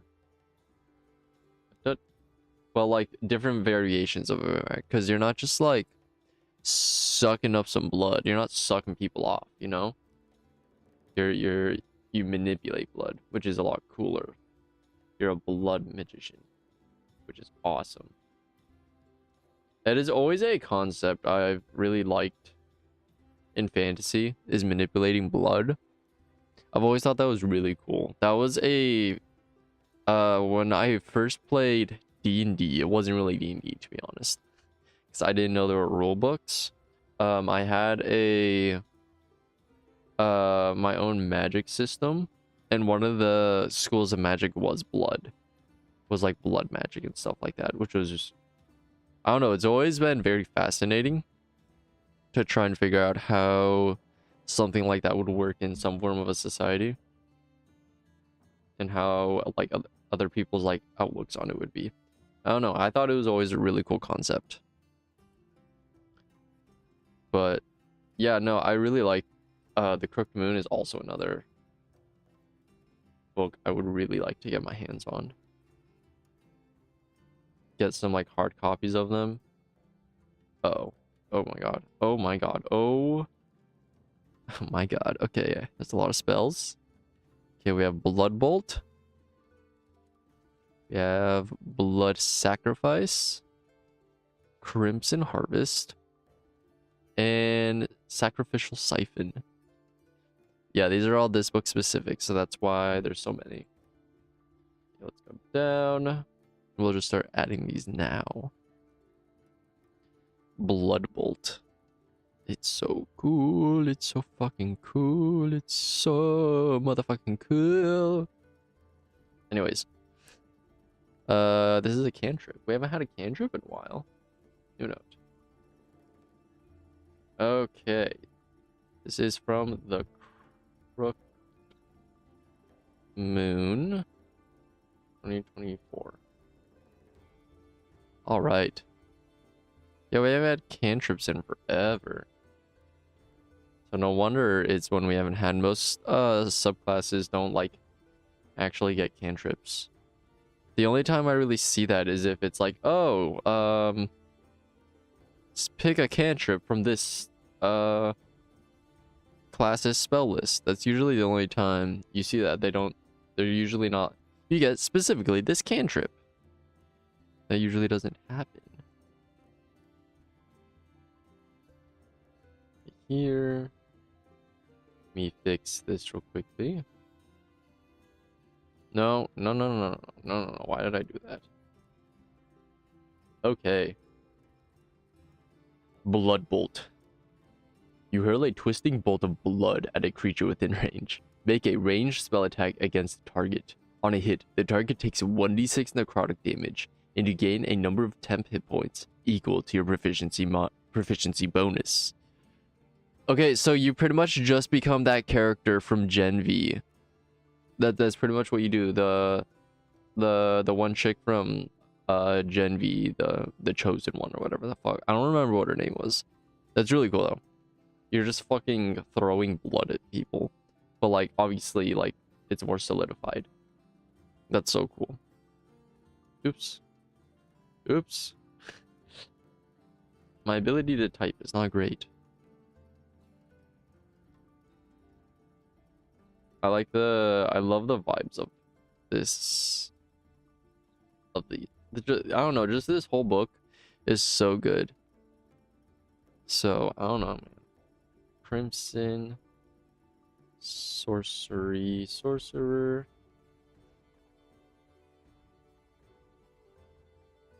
Hand of Dread. Pugilist.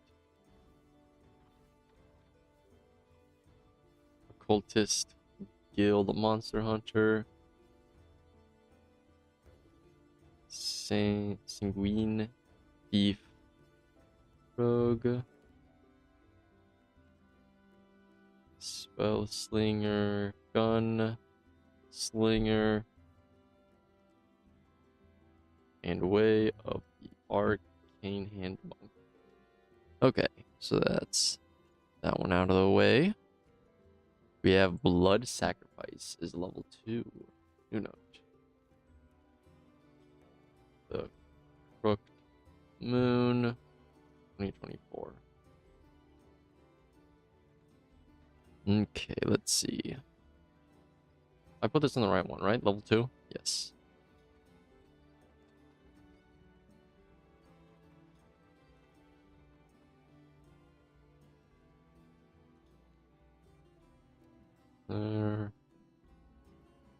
Here. That.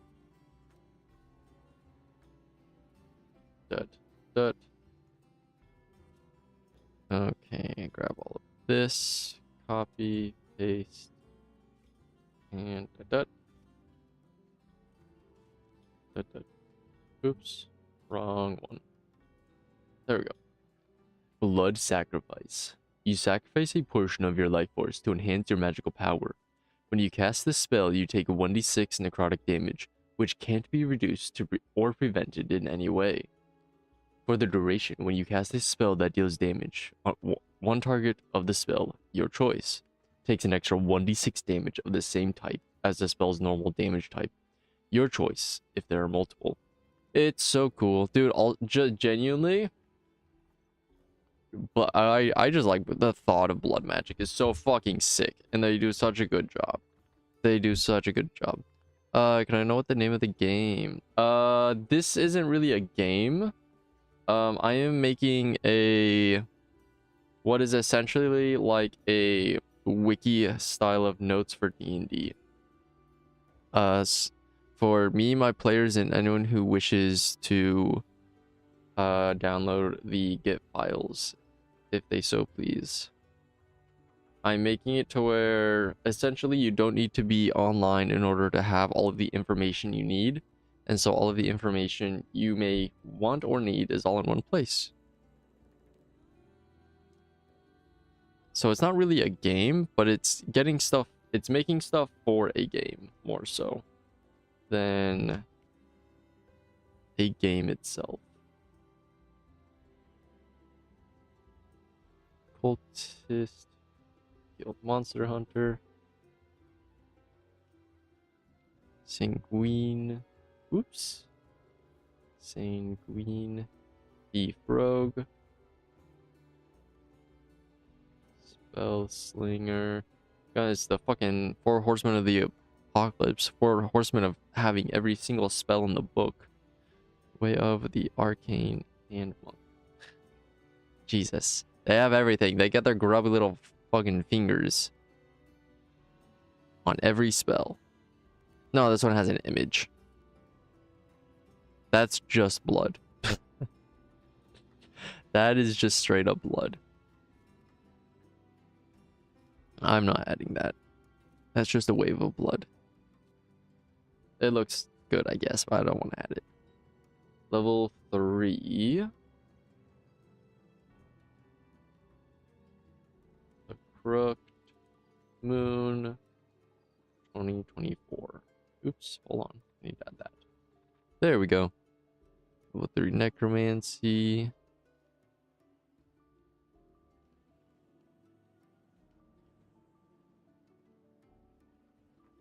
Casting time action. There. Oops, oops, oops, oops, oops, oops, oops, oops. I'm all over the place.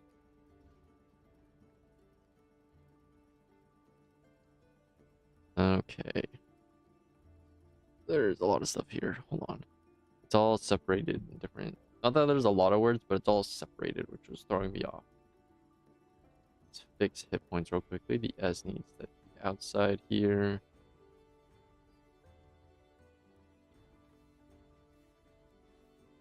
Okay. Crimson Harvest.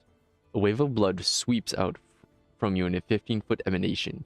Each creature of your choice in the wave must make a dex saving throw, taking 3d10 necrotic damage on a failed save, or half as much on a successful one. If you damage at least one small or larger creature, one creature of your choice that you can see within the emanation regains a number of hit points equal to half the damage roll. Oh, wait, no, this spell's crazy. Holy hell. No, this spell's insane. Wait, this is a... Hold on. You can... This is a warlock spell. I genuinely might... I might take this spell on...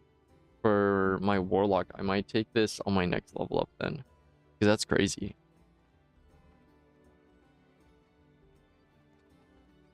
The fact that it heals and also damages. Having a spell that does both is insane. Crimson... Sorcerer. Hand of Red Pugilist. Cultist. Guild Monster Hunter. Sanguine Thief Rogue. Spell Slinger. Gunslinger, and Way of Oops of the Arcane Hand Monk. Okay. That's really cool. That is such a cool spell. I like that a lot. Okay, Sacrificial Siphon.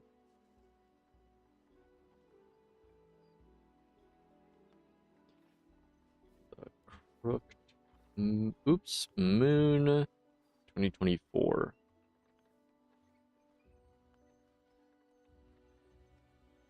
Level for Necromancy.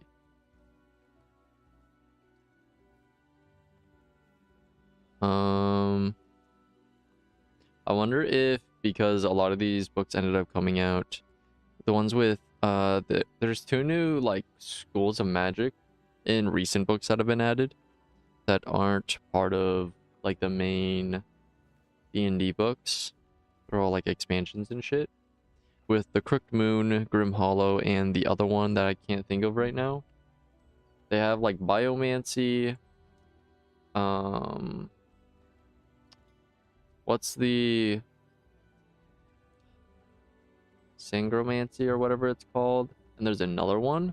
I wonder if they'll eventually add them because I feel like they're gonna be it's gotten pretty popular. So I wonder if they're gonna add them into the next book at some point. Like the next official book. That'd be kind of cool. Subclasses. Okay. Crimson Sorcerer. It's a lot of I think these ones all literally have the same exact subclasses that get them. Which makes sense. They're all the same exact vibe. They're all the same exact vibe of spell. Cultist. Guild Monster Hunter. Sanguine. Thief. Rogue. Spell Slinger.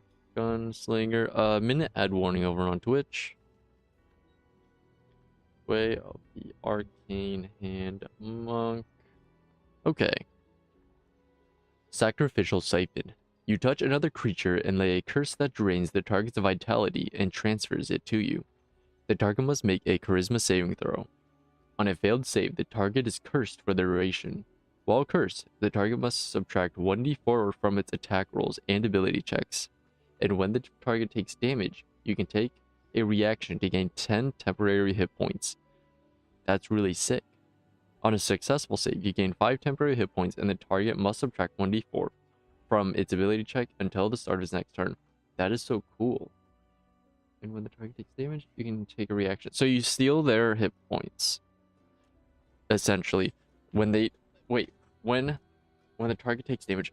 Oh, just from anybody. It isn't even from you. Just when they take damage. Yo, wait, that's sick as fuck. Dude, wait, that's awesome. Dude, this is such a good warlock spell. Because you're fucking squishy. You're squishy as hell. But as a paladin spell would also be really cool, actually. Because you just are constantly out there healing as damage is being done. Ooh. Dude. This spell is awesome. I'm gonna have to remember this spell. Okay. Back to adding stuff. I'm seeing a big list. What is this? Level 6. Pool of Blood. Hold on, wait, this isn't. I can just take this out manually, that's fine. Oops. Put the S out here.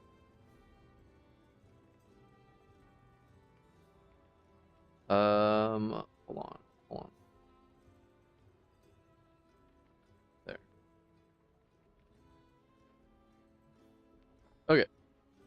As a bonus action, you can expend your blood well to magically dissolve into a pool of blood, along with everything you're wearing and carrying. So you just be blood. You just become blood. While you are a pool of blood, you use your game statistics with the following changes. Your speed becomes 10. You gain climb and swim speeds equal to your speed and can climb difficult surfaces, including along ceilings, without needing to make ability checks. You have resistance to bludgeoning, piercing, and slashing. You have immunity to prone. Advantage on strength, dex, and con saves. You can pass through small holes and stuff like that. You can enter and occupy this space of another creature. You can't drop, use, or otherwise interact with anything you are carrying or holding. You can't talk, manipulate objects, attack, or cast spells. That's sick as fuck, though, no? But you can still hear. I mean, it's very suspicious for a random pool of blood to just pull up, you know? But, like, what if you go into, like, the cracks of, like, a wall or something? Or, like, you wait till people are gone. That could be such a good, like, spy spell for you to, like, go in and spy on someone. That's kind of sick. This is cool. Okay. I kind of want to play this class. Can I be honest? This subclass is so cool. I really want to... I kind of want to play it. Dude, I want to play in another campaign. Hit point, die. I have that as dice, not die. What? Do I not? Hit. Oh, hit. Okay, blood boil. That sounds terrifying. You regain use of your blood well. Okay. Wait, what is blood well again? I forgot. Did I end up actually reading it, or did I go over it? Nope. Expand your blood well to make it. Hold on. What is blood well? Did I miss something? Blood well. You hold a reserve of vital energy called your blood well, which you can use to empower your magic and fuel other powers from this subclass. When you deal damage... Okay, so this is alongside your sorcery points. So you have sorcery points and then blood well stuff. Wait, hold on. Is there another table I need to add? No. Okay, good. Because I probably would have cried. Okay. I see. So you have another... Okay. Hit points deal damage. Wait. You hold a reserve of vital energy called your blood well, which you can use to empower your magic and fuel other powers from this subclass. When you deal damage or restore hit points to a creature, you can expend a blood well to add 1d8 to the total. 1d8 to the total for one target. You regain one expended blood well when you... how many do you get? How many... How many do you get? So you just get one, it looks like, right? Until probably higher levels, I'm assuming. You regain the use... Oh, so you can use this to do it. Never mind. As a bonus action, you expend hit point dice. Oh, you can... Oh, wait, I see. So you can just use your dice to... I see.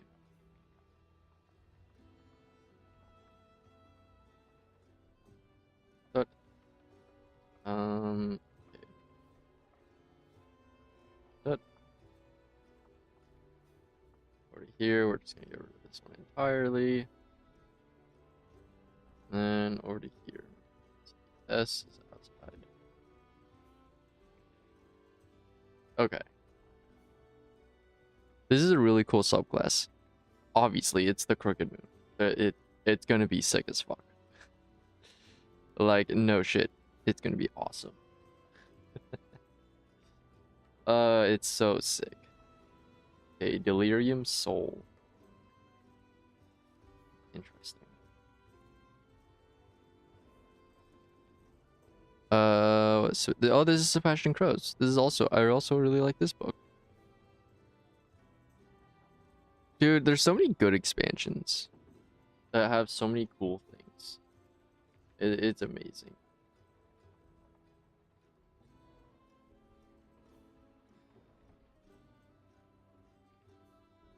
Okay, there's that. Go to you.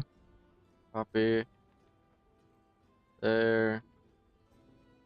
That. Oops. Okay, and then we have a big ol' spell list. See how many of these I'm gonna have to end up adding. Actually, a lot of these look new, so I think I'm actually gonna have to be adding a couple of these. Oh, oh, great heavens! Oh my lord, that's so many. Okay. Let me make sure they're all actually what they say. It isn't like abbreviated names, because it will do that sometimes. Oh my god, it's so many new spells. I'm also really excited. Can I be honest? I know that it's gonna be make things take longer, but I also really like it because there's so many fucking cool things. I guess I don't have as many of the Sebastian Crow's stuff as I thought I did. I guess a lot of the things that we've seen haven't had like external links to go to. Okay. They should hopefully not be that difficult. So we have a level 1 enchantment spell. Who knows? Comet shards. This. All right, this book introduces contamination. I forgot. Level 1 enchantment, contaminated. I forgot about that entirely. Okay.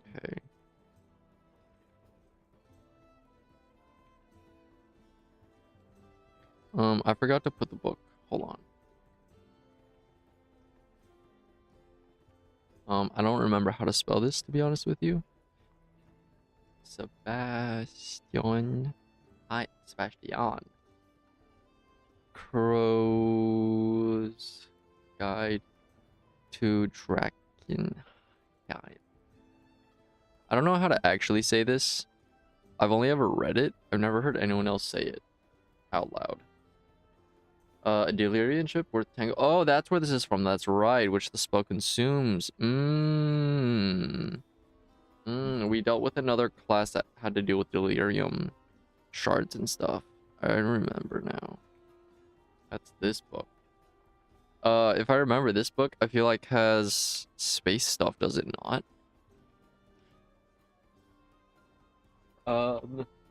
Okay. Let me fix this real quickly.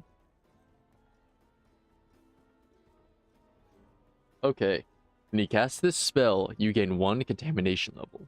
You shatter the delirium fragment in your hand into 3 glowing comet-like motes of magical force, which you hurl at your foes.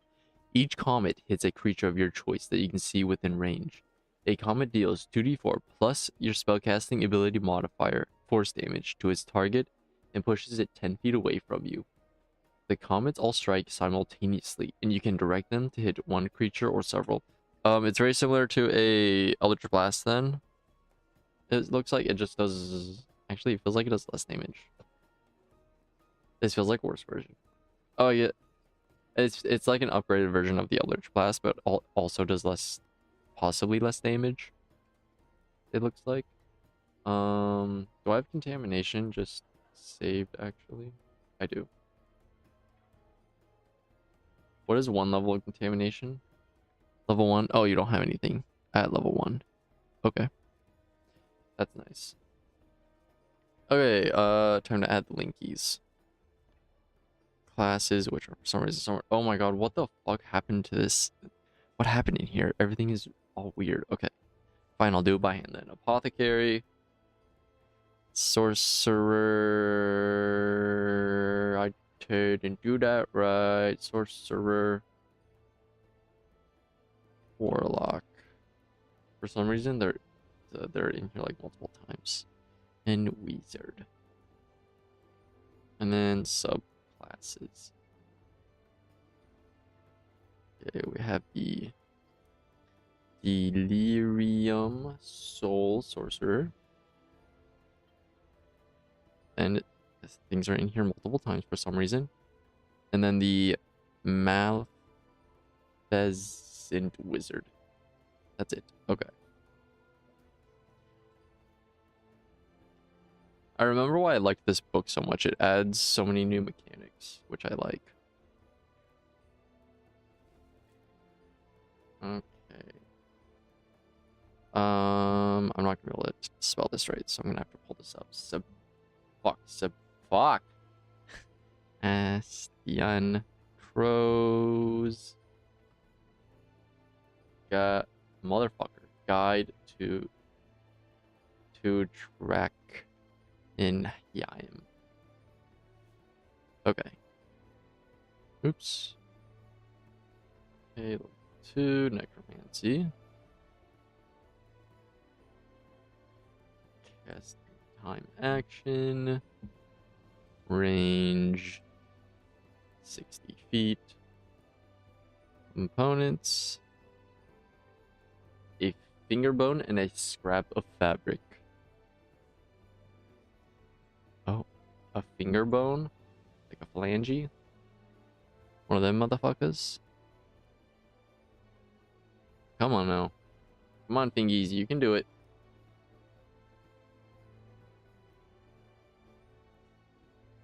Grasping Ghost. A flock of floating spectral hands appears and grasps a target you can see within range. The target must succeed on a strength saving throw. A target takes 3d8 necrotic damage on a failed save, or half as much damage on a successful one. In addition, on a failed saving throw, the ghostly hands grapple the target until the end of your next turn, and immediately move the target up to 30 feet in a direction of your choice, but not upward, so you lied. On its turn, the creature can use its action to attempt to escape the grapple by making strength or dex checks, its choice, against the spell save DC. If it succeeds, the grapple ends.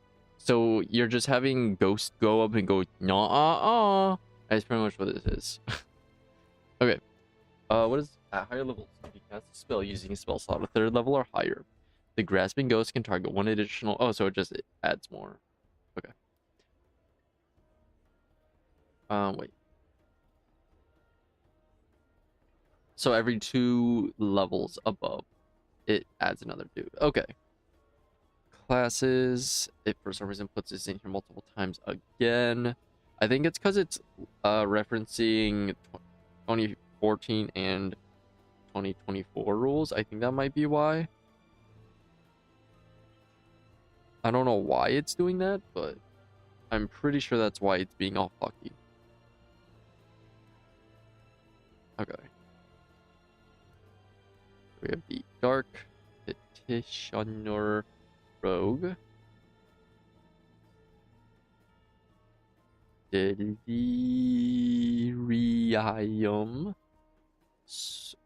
Soul Sorcerer.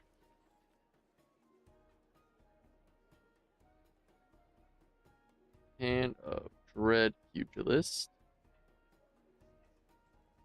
And that is it. It's all written out weird here, so I keep thinking that there's more to it, but there's not. Oh my god, why is this such a long... It has such a long name. Vanish to the space between worlds. It adds a contamination level, that's all I see right now. Okay. Let's see if I can spell this right. Sebastian Crow Guide to... I was looking at the abbreviation, I can't see the name. Drakenheim. Did I spell it right? Sebastin. Crow's Guide to Drakenheim. Drakk. Getting a little bit scary there. Enheim. I did spell right, okay. Okay. Let's grab this real quickly. 3 abjuration, contamination. Casting time. Reaction, which you take when you take damage. So it's a get out of jail card. Oh, it's when you take damage. Not when you would take damage. That wording is very specific. Delirium chip worth 10 gold pieces.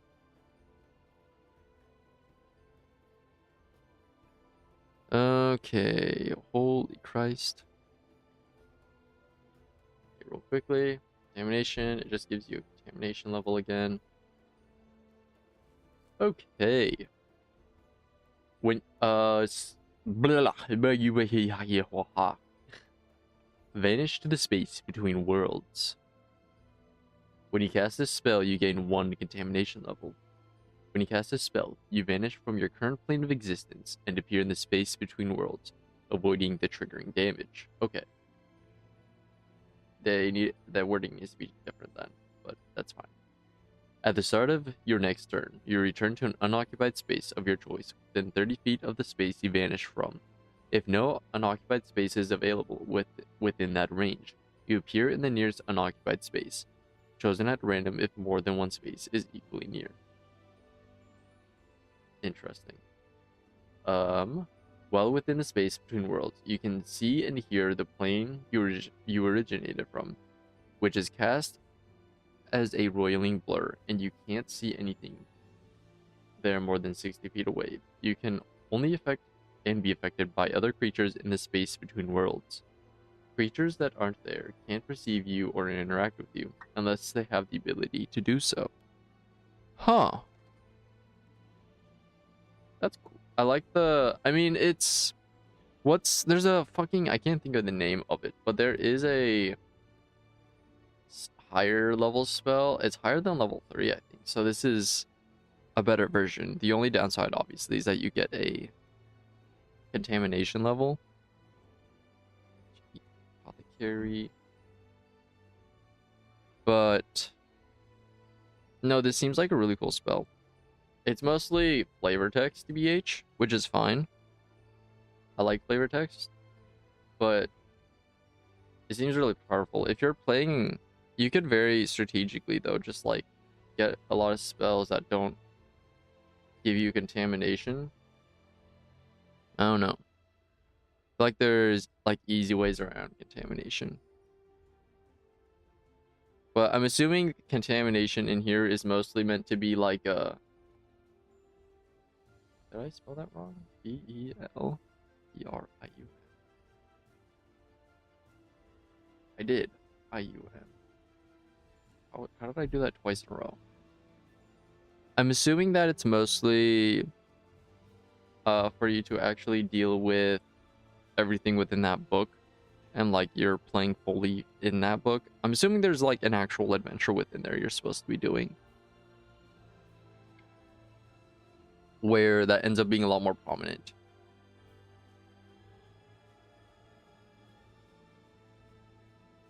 If I had to guess.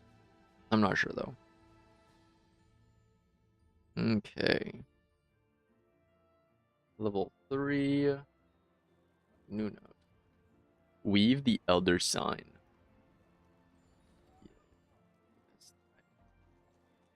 And Crow's Guide to... Is it EIM or I? It's IEM, right? EIM, motherfucker. Draken Heim. Draken Heim. Okay.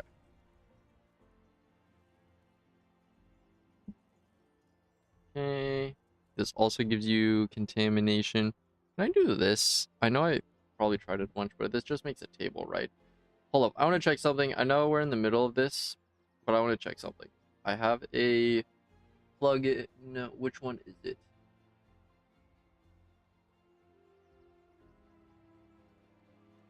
Text format? Maybe?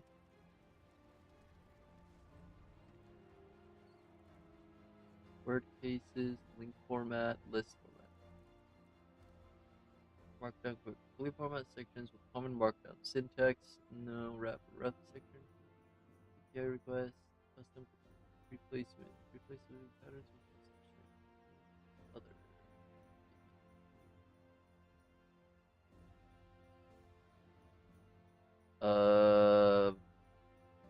List format. Custom bullet point characters. No. Ordered list. Custom separator. No, there's a way to order. Okay. I think I need to go into keybinds, probably. How do I do that again? I genuinely don't remember. Interface editor? No. How do I hotkeys? Okay. Filter. Can I see what am I looking for? Graph. I want delete graph? No. Graph open. Or graph view? No. Graph view. Start timeline. Text format. Custom replace. Add extra line break. No. Text format. Merge broken paragraphs and sections. That might be what I need. I don't know what the key. I don't know what that means. I want to make it to where graphs don't exist anymore, or that I can press the keybind and it'll get rid of it. Hello, Duck. How are you faring today? I'm doing pretty well. I'm doing pretty well. How are you? How are you? Okay, let's try this out. Hold up. Real quickly. Is there a keybind for... Isn't there a way I can search? Yeah, search keybinds. So I go Control-Shift-G. Okay, there's nothing for Control-Shift-G. So what if I make this Control-Shift-G? I need to add Control-Shift-G. And we'll see if that does what I want. And then there's also Control-D is also another option. So let's real quickly put this in here. I'm going to grab this. Control-Shift-G. What is... That didn't do anything. If I go into here, Control-Shift-G.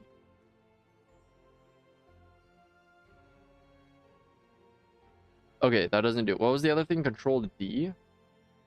No, it just deletes the line entirely. That's not what I want. That's not what I want. I want it to get rid of the graph while keeping... Delete paragraph. Graph view. Open graph view. Open local graph. Start graph. Wait. It's not a graph. Wait. Table. Table is what I'm thinking of. Tables. Why am I saying graphs? Table. Oh, great heavens. Delete column. Delete row. Evaluate table formulas. Format all tables in this file. Format tables at the cursor. Go to next cell. Go to next row. Go to previous cell. Insert column before current. So row before current, left align column, move column left, move column right, move cursor out, move row down, move row up, open table control toolbar, sort arrows ascending, transpose, copy table to clipboard, insert table, add column, add row, align, delete, delete. Okay, move. Convert math pixels latex array to markdown table. No. Convert table to bullet list with header. That might be the closest we get to what I want. Convert table to bullet list without header. I think that's the best we're going to get. So real quickly, if I add this as Control-Shift-G. Or wait, no. Undo this. No. Undo it. Control-Shift. Fuck. Hold on. No, stop.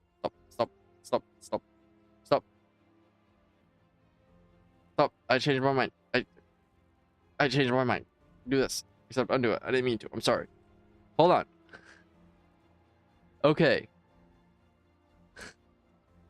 We're gonna look up. Is there a Control-Shift-T for anything? No results. Okay, so I can make that Control-Shift-T. Add Control-Shift-T. Perfect. Okay, now we're gonna leave. I'm gonna go to here. This. Control-V. Control-Shift-T. What just happened? What is that? What is that? What am I looking at? After a yesterday conversation, and after I finally written the session recap, I was thinking about trying a homebrew, a whole class.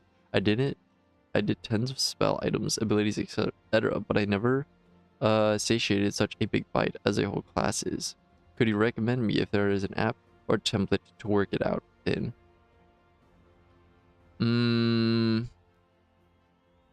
So I would recommend there's a couple of options.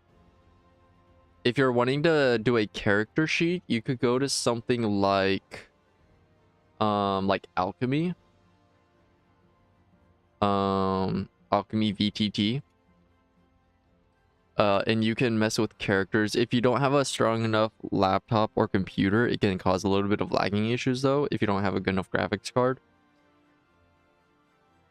But you can mess around with like what a character sheet could look like. It's not gonna look like a stereotypical character sheet, but it gives you tools to mess with. I would always recommend if you're wanting to see like if you have like a class you're basing it off of and you want something similar and you just want to adjust things, you could always open something like Obsidian and then just grab everything from like 5e tools and just mess with, like if I open up Aberrant Sorcerer, you can grab all of this stuff and then just change things and adjust them as you see fit. So that you have like a template to work with. There is, I don't remember what it's called. There is a free to use app that is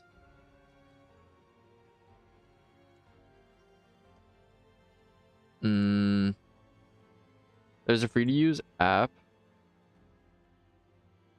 that lets you build your own character sheets. I just don't remember what it's called or anything like that.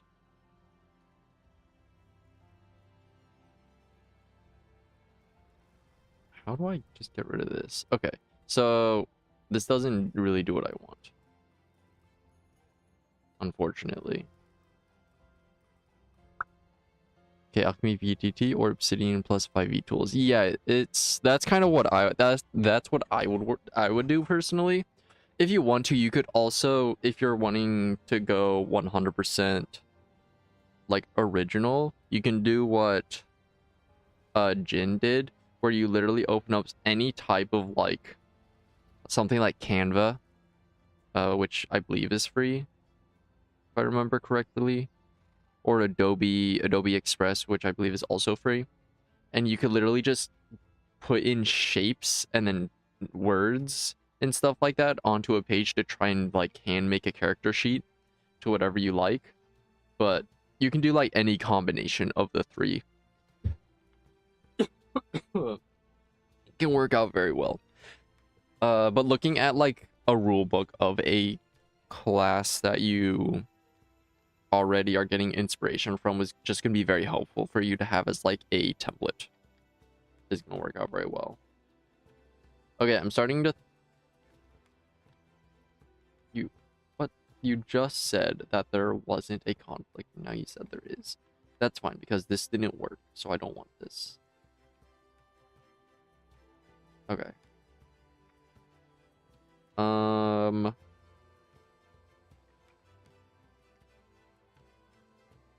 Yeah, there's not an easier way to do this, unfortunately. So we're just gonna have to do this the way we've been doing it. I was hoping I would be able to just copy and paste everything. Actually, if I grab literally all of this, will it work?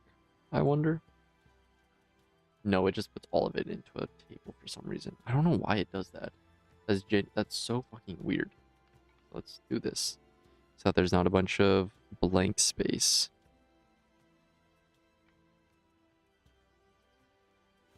I was just trying to find a quicker way to get all of the information across, but something about 5e's formatting and just the backbone of their coding doesn't get along with... I use Markdown, so maybe they don't use Markdown is probably the issue. They probably use something else. Oops, I forgot to do this. There we go. Contamination level. Yeah, this also just adds one. Okay. Weave of the Elder Sign. When you cast this spell, you gain 1 in contamination level. You weave an impossible sign from an inscrutable reality in the air inside a 30-foot cube within range. It appears for only a moment before vanishing. Each creature in the area who sees the sign must make an intelligence saving throw. On a failed saving throw, the creature becomes blinded and stunned for the spell's duration. On a successful saving throw, the creature is blinded until the end of your next turn. The spell ends for a stunned creature if it takes any damage, or if someone else uses an action to shake the creature out of its stupor. When the spell ends for a stunned creature, it takes 3d6 psychic damage. I mean, that's not a bad 3rd level spell per se. It's also just not great. It's okay. It's cool. It's cool, I guess. I mean, it's just another illusion spell, though, so they're all going to be kind of mid. Taking damage is crazy for an illusion spell, though.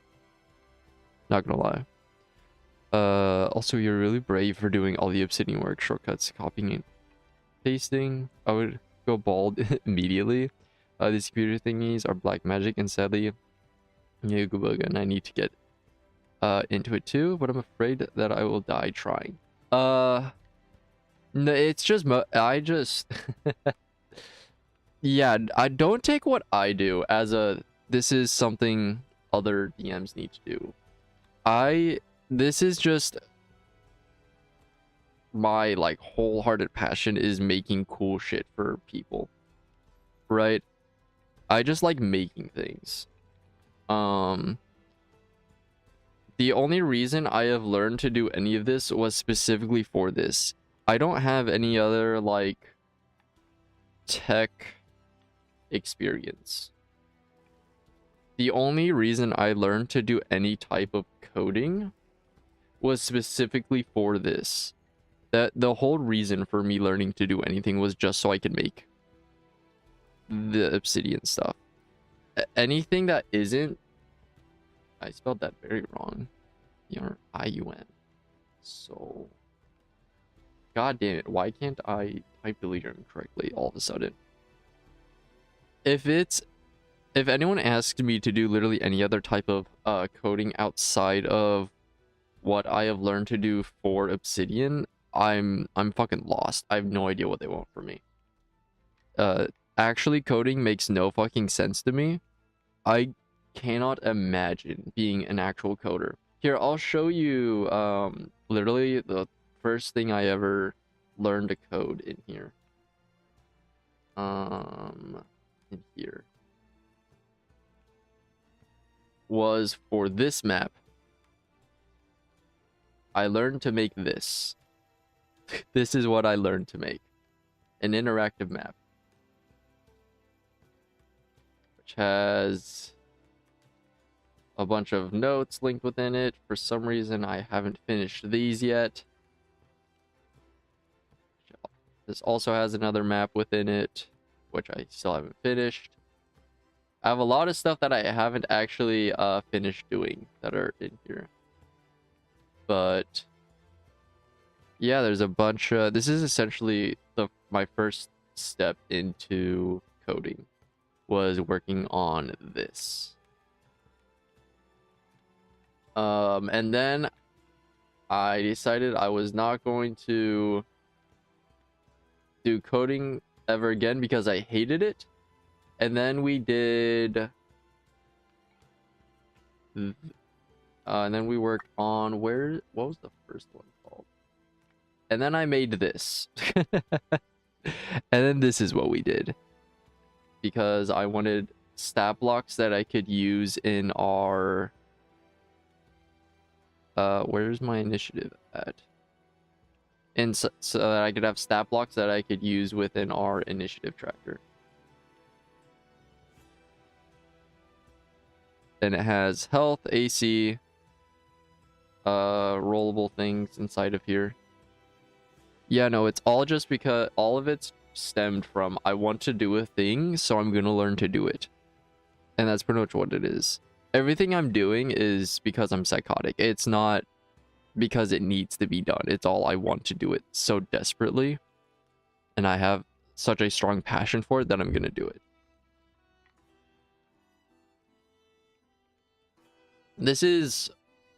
I'm about to get to a year of doing this. In November is when I started this project. That's when I started all of this. I would love to make something like an online place that my players could visit and read up on lore NPCs recap. That is exactly what Obsidian is for me right now. Maybe even pictures and items and stuff, but I just don't know where to start. But it would be so epic. Also, the interactive map is Chef's Kiss. What the hell? It is really cool. This is so cool. Yeah, okay, so I have something. So you can get Obsidian. If you do, I believe I have it set up. If you go down to my panels in Twitch and you click on the D&D thing, it'll bring you to a Google Doc. And at the very top is a link to GitHub. You can literally download this, everything here, with GitHub. And if you use the Git plugin, you could make your own Git repository if you want, and have it be specifically for your players if you would like. You don't even have to download all of this if you want, actually. If all you want to do is have, like... Let me close this. If all you want is something like what I have for this file, where it's just your world, just download Obsidian. Make folders just for this. And get your Git... And get the Git plugin. That's like the bare minimum that you need to do that. To make it to where everything is shared within your players. That's what I have. That's what I'm doing.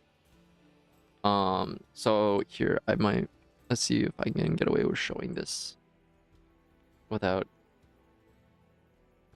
doxing myself.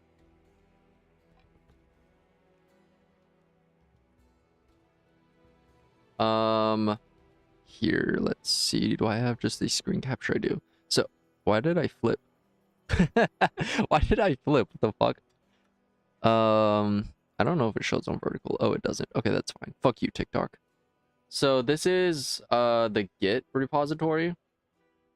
If you use, ignore the mess that is this. But if you get Git desktop, you can literally just choose this repository. You can like download this repository or get the link for this repository. Go into Git, add a repository for your files to be pulled from, and then make your Obsidian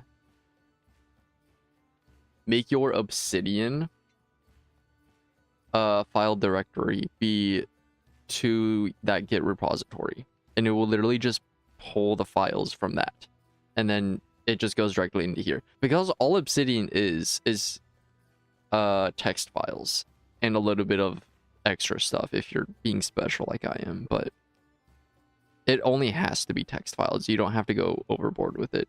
Start small. I will say what you should do if you're wanting to build something for your players that they can all see. 1, download Obsidian. That's all you need. Just the default of Obsidian is so nice. So I go into my manage vaults. I could I'm assuming this is actually a good one. You will have something that looks very similar to this. This is the default layout. This was my other campaign. You'll have something that literally just looks like this. Oh my god, this is the old formatting before they updated it. Jesus, this is really old. Where it's literally just text files. You go into settings, you go into community plugins, you turn... Why don't I have them turn on? You turn them on. And then, hold on. How the fuck do I add plugins in the default version? Yeah, so I can potentially, yeah, I know. Wait, exit restriction mode. Okay, you go to browse, you look up Git, you go to here, you install it, and then follow instructions. Look up a tutorial. You look up a tutorial, they'll tell you exactly how to do it. It's really easy. And by really easy, I mean you just have to follow instructions. Really? Well, I can't believe this. It sounds so simple. I will forget to find another problem. I will forget or find another problem. So be prepared for me getting back to your stream. Yes, of course. There's always going to be another thing. There's always going to be a new thing that is the problem. You'll always find new issues. That's kind of the joy of creating and creating such large projects. Is you make something, oh no, now there's another issue, so you keep fixing it. I think that's why I like D&D so much, is it isn't set in stone. It isn't like, I'm trying to think of like something else that's like simpler. It isn't like drawing, I guess, where your whole goal is to make a face, where you draw a face and you're just trying to make a face. This is an ever-evolving project. That is the joy of D&D, is that the work of it is never ending and you're constantly working towards something. There isn't like a stale moment of like, oh, I've run out of I'm finished with it. You're kind of just constantly making stuff and constantly moving forward with it, which is so fun. But yeah, you could literally, if all you're wanting is to have something to share with your players, alchemy also. If all of your players have decent enough graphics cards, alchemy is a great easy way to do this exact same thing, but with a lot less you doing a shit ton of work, and it's more user friendly. You could do all of this through alchemy. I don't know if I have alchemy installed anymore, actually. Do I? Oh, I do. Okay. Here, let's see. Oh, I'm not signed in. Can I be... Ah, fuck. I'm not signed... Okay, I'm not signing in. A new update is ready? Okay, I'm not doing all of that. I'm not about that. I'm not about that life. It's a lot of work for me. I ain't doing all that. But yeah, I don't know. Another fun thing about D&D is you can make it as complicated or as simple as you need. Literally, what I did for so long was just having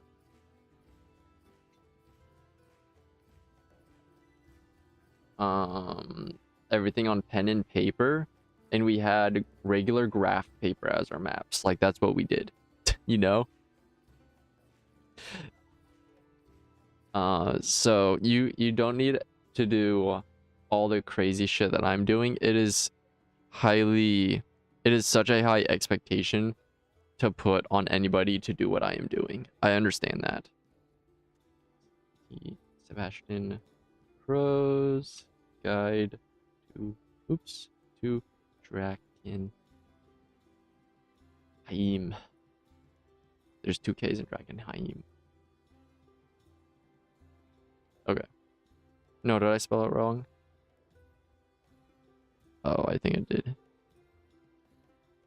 Drakenh. God damn it, it's EI. Why do I keep doing IE? I'm okay with the explanation. Yeah, I used alchemy in the back end of my... What was this? Why did we do a space all of a sudden? What was that for? Okay, that was weird. in the back half of our commission sessions. And it's really cool. It's a really cool app, or a really cool VTT. You can add like animations and sound effects when your players use spells on their character sheets. You can do all of these. You can do a bunch of really cool stuff. And it's honestly really a really good. I'd honestly argue it's one of the best VTTs. The only issue with it is very hardware intensive. So you do need a moderately decent graphics card in order for it to work well. Siphon Time. When you cast this spell, you gain 1 contamination level. You seize upon the flow of time around up to 3 creatures of your choice within range, drawing seconds from them to use them yourself. Each target must succeed on a wisdom saving throw or be affected by this spell for the duration. An affected target can take reactions. On its turn, it must choose to either move, take an action, or a bonus action.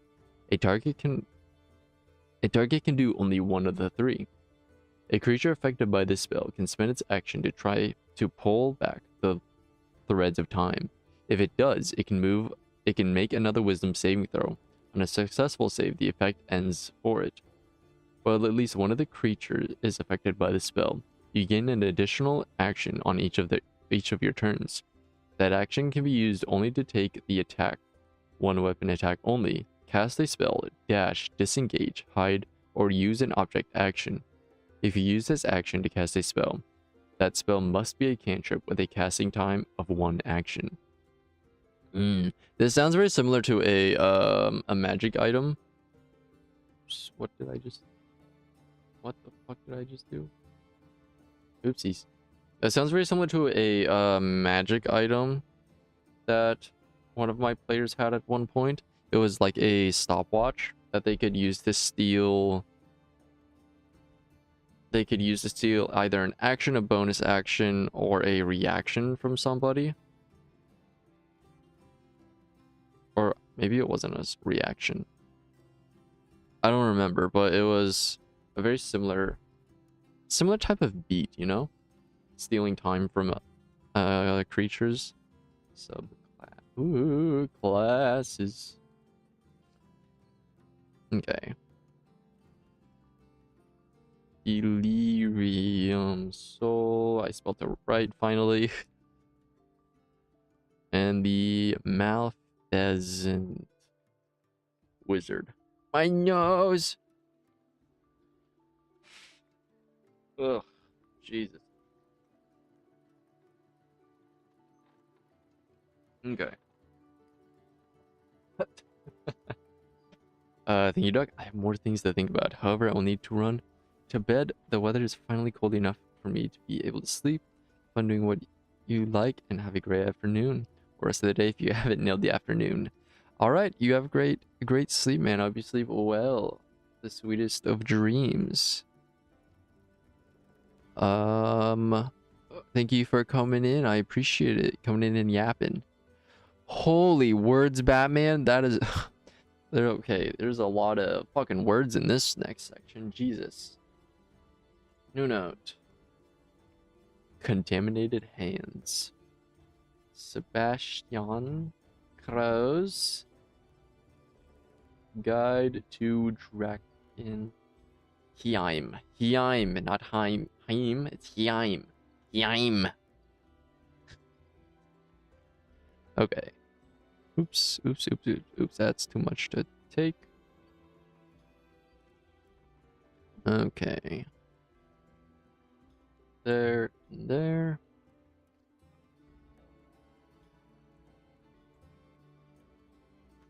Okay, here. I don't know. The thing, I just want people to know that, like, anybody could do what I'm doing. My dumbass doesn't really know very well how, like, computers and softwares work. It's all kind of like what Mortifist was saying, to where it's all kind of voodoo magic to me. But because I really wanted to be able to create this, I kind of just learned how to do it. And like, there's if I'm being completely honest, I'm gonna shit on everybody. Pretty much everybody. I just spit everywhere. That was disgusting.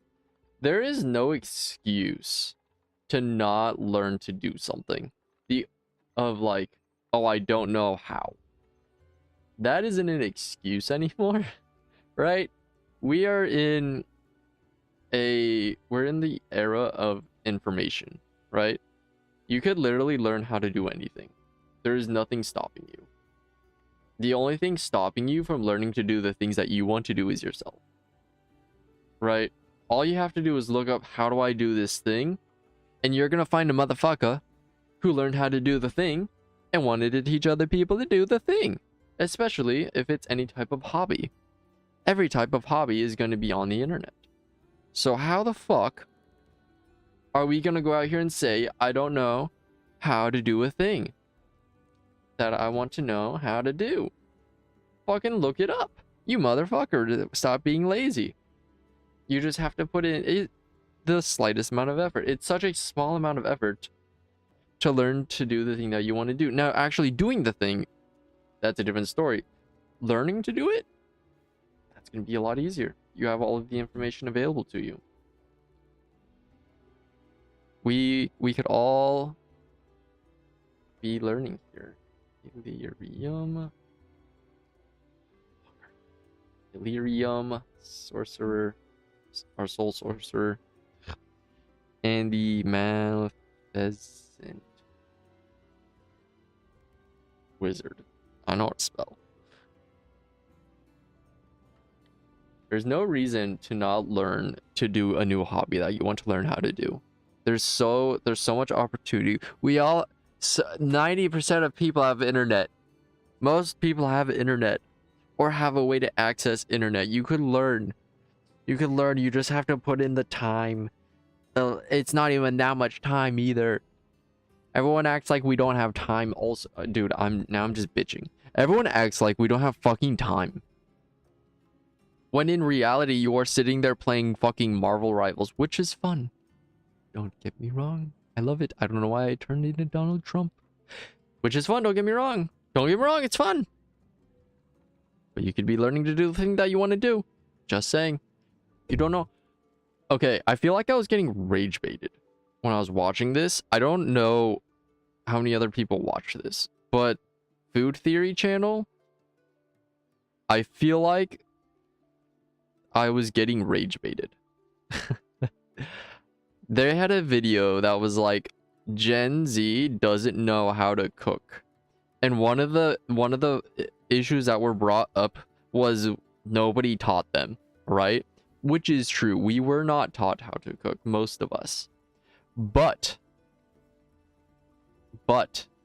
Gen Zers, can we have a conversation? Can we have a one-on-one for a moment? Look it up.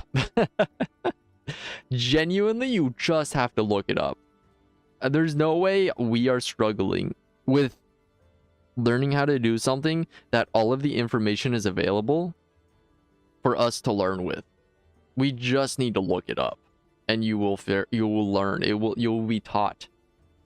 It isn't, the excuse can't be anymore, I wasn't taught how. That is such a lazy excuse. Learn.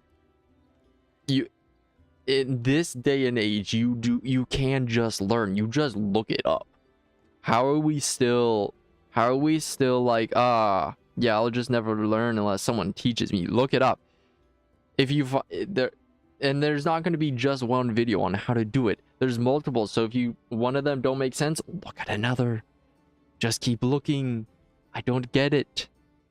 We have the technology. Okay, anyways, now that I'm done bitching, thank you for coming to my TED Talk. Contaminated hands. When you cast this spell, you gain 1 contamination level. It's weird that higher level spells don't give you higher contamination.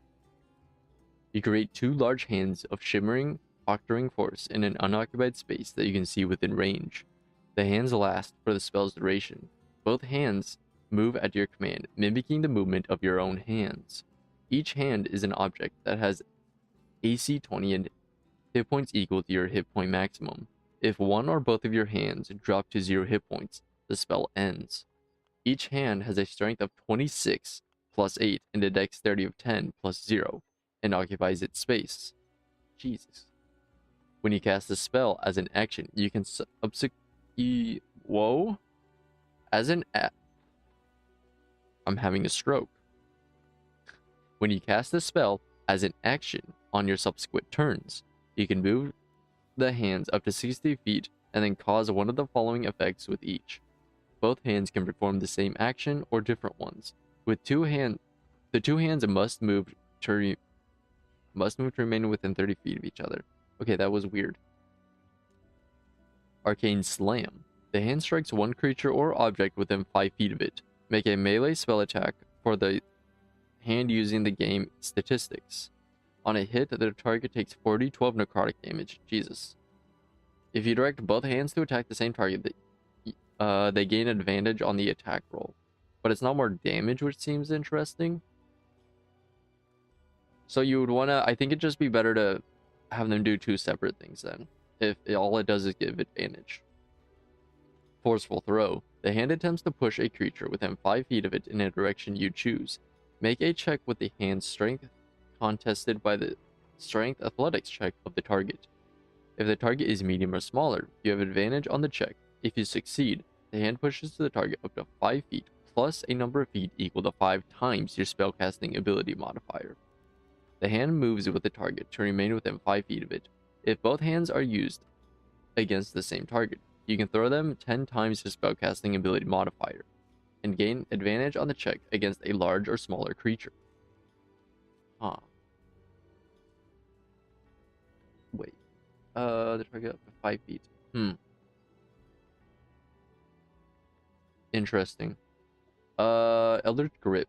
The hand attempts to grapple a huge or smaller creature within 5 feet of it. You use the hand's strength score to resolve the grapple. If the target is medium or smaller, you have advantage on the check. If both the hands are used against the same target, they can grapple a creature regardless of its size, and you have advantage on the grapple check against a larger or smaller creature. I feel like you're just gonna succeed. No, that's such a crazy modifier. Minute Ed warning over on Twitch. Contaminated Crush. You can have a hand crush a target it is grappling. When you do so, the target takes bludgeoning damage equal to 2d12 plus your spellcasting ability modifier. In addition, the target must make a Constitution saving throw or gain 1 contamination level. Oh, that's cool. Terrible if you're a DM though, you have to deal with that. If both the hands are grappling the same target, you can have them rip the grappled target limb from limb. They deal an extra 4d12 necrotic damage. Jesus Christ. Dude, that's fucking insane. Awesome. Fucking sick as hell. Terrifying. Terrifying thought, though. Absolutely mortifying. Okay, we finally added the 10 billion spells. The curse of 10 billion spells. Okay, level 6. Okay. There. When you cast a contaminated spell, you can cast it by expending a spell slot as normal or by spending a number of sorcery points. Is that not just... Am I crazy, or is you don't... Oh, to not get contamination. Okay. I was about to say, is that not just the how it works? I thought, I know this voices. To be honest with you, I didn't do all of that also. Wait, I didn't get most of that. What the fuck? How did I do that? There we go. Okay. I mean, the rest of this is easy, actually.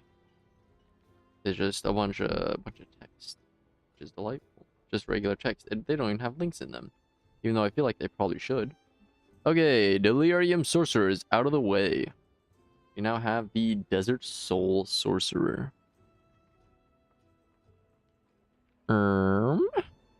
Desert Soul. Okay. I'm not seeing a spell list, which is kind of delightful for me. The Griffin Saddlebag.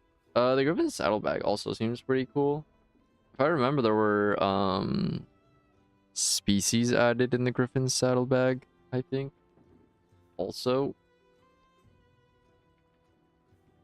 I don't 100% remember a lot of the stuff from it. I just remember seeing it because it has a unique name. Desert Soul.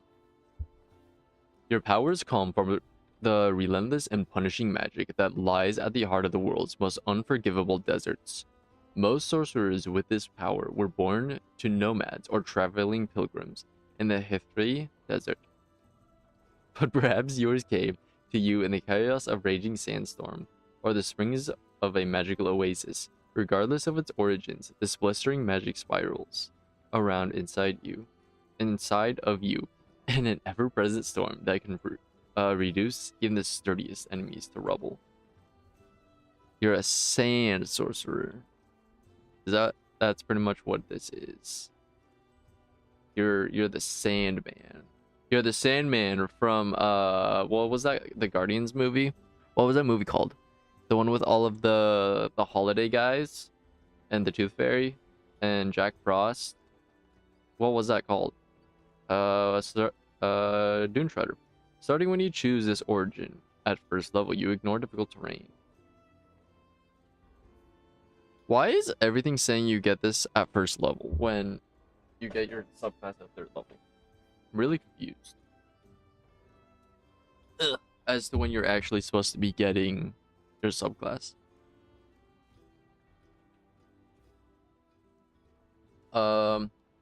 You ignore difficult terrain created by sand. You can also be in the heat, which I feel like is something that a lot of campaigns don't actually deal with. Or at least I haven't even thought about dealing with temperature. The only temperature, actually, that's not true. I don't usually deal with hot temperature. I deal with like Arctic and cold temperature. I like having snow episodes. And by episodes, it's usually very long, multiple episodes. But you know, arcs, snow arcs. That's what I'm looking for. Mirage. You learn mirror image. That's kind of cool. I feel like if you want something like this, you're going for like a very specific vibe. This doesn't feel like a subclass you pick for its abilities.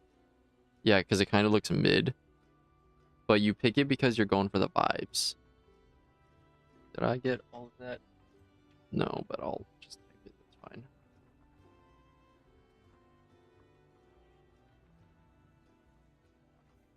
Yay. That. And that. There. Okay. Well, this one was very easy, at least. Desert Soul. Okay, now time for the Divine Soul Sorcerer.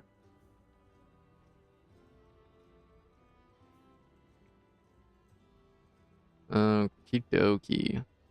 I'm not seeing a spell list. That's good news. Kind of. It just means I don't have to put in as much work right now. I will say I actually don't mind adding this the list unless I'm like I need to be done soon, which is kind of what we did yesterday. Now I don't remember the things I needed to add, so I didn't write it down like a dingus. But it is nice to have the spell list because that means I have to add less later down the road. And I'm adding it slowly one by one rather than like a shit ton at a time. Divine Soul. Sometimes the spark of magic that fuels a sorcerer comes from a divine soul that glimmers within the soul. Having such a blessed soul is a sign that your innate magic might come from a distant but powerful familiar connection to a divine being. Perhaps your ancestor was an angel, transformed into a mortal and sent to fight in a god's name. Or your birth might align with an ancient prophecy, making you a servant of the gods or a chosen vessel of divine magic. A divine soul with a natural magnetism is seen as a threat by some religious hierarchies. As an outsider who commands sacred power, a divine soul can undermine an existing order by claiming a direct tie to the divine. In some cultures, only those who can claim the power of the divine soul may command religious power. In these lands, what the fuck is that word? Ecclesiastical positions are dominated by a few bloodlines and preserved over generations. What the fuck is that word, by the way? E C C E no E C C L E S I A S T I C A L. Hold on. Ecclesiastical. What the fuck did you just say to me? Ecclesiastical. She also sounds like she's not taking his words. She doesn't sound like she knows either. Ecclesiastical. Ecclesiastical. Ecclesiastical is a crazy word, by the way. Ecclesiastical is an adjective that means relating to or connected with a Christian church, its clergy, or its official organization. So a fucking big ass word for Elmo. Holy Christ. God damn.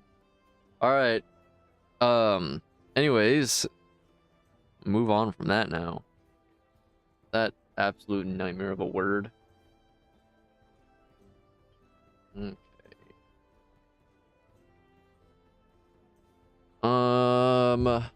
Okie doke. Let's get this space out of here. Go down to you. We have a table here. Hooray. Oh, wait, these are spells. I'm an idiot. Guys, I'm kind of dumb. I thought that was... Oh, wait. I think I have all of these, actually. Hey, look at that. We already have all of them. Perfect.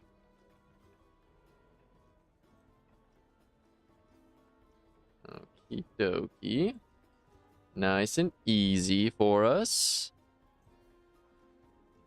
Empowered healing. Oh, you healed. I guess you are divine, so I guess that makes sense.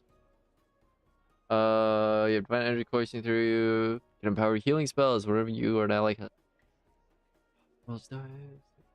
oh, it's like one of the ones we saw earlier, to where it just makes it to where when healing is casted near you, you can make the healing be better. Ah, I see. Interesting.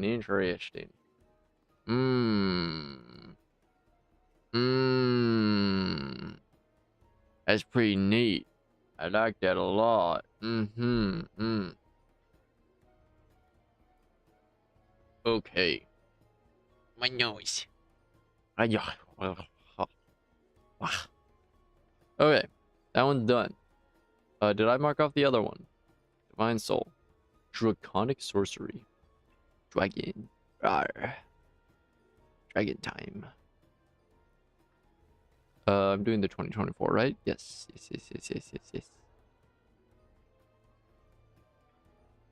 Okay, get rid of the yo. Go down. I'm seeing spell list. Some of these also don't look familiar, so we'll see. Okie dokie. Draconic Sorcery. 3. The magic of dragons. Your innate magic comes from the gift of a dragon. Perhaps an ancient dragon facing death bequeathed some of its magical powers to you or your ancestor. You might have absorbed magic from a site infused with dragon's power. Or perhaps you handled a treasure taken from the dragon's hoard that was steeped in draconic power. Or you might have a dragon for an ancestor. Very vague, I like it. It's good to keep it vague but give many options. Yes, yes, indubitably, indubitably. Dot and dot. Draconic resilience. The magic in your body manifests physical traits of your draconic gift. Your hit point maximum increases by 3, and it increases by 1 whenever you gain another sorcerer level. Interesting. So you just get more HP, I guess. Part of you are also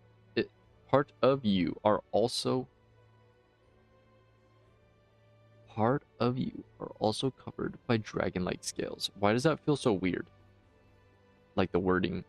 While you aren't wearing armor, your base armor class equals 10 plus your dex and charisma modifier.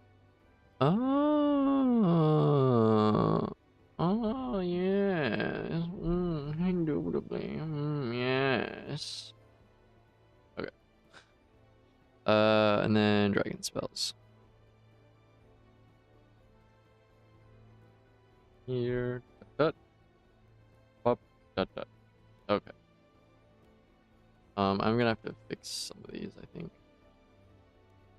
Oh damn. Oh, I have summoned dragon. When the fuck did I get that? And dragon's breath? Man, I don't remember adding those. I guess I have been doing this for a long ass time now, so we are kind of forgetting a lot of this. We've just gone through so much, it's kind of impossible to remember all of it. Level 14. Okay, get rid of you. Okay. This one was really easy actually, because we're about to... Can you please? Thank you. Okay. Get you and you. Okie dokie. We are done with Draconic. Frost Sorcery.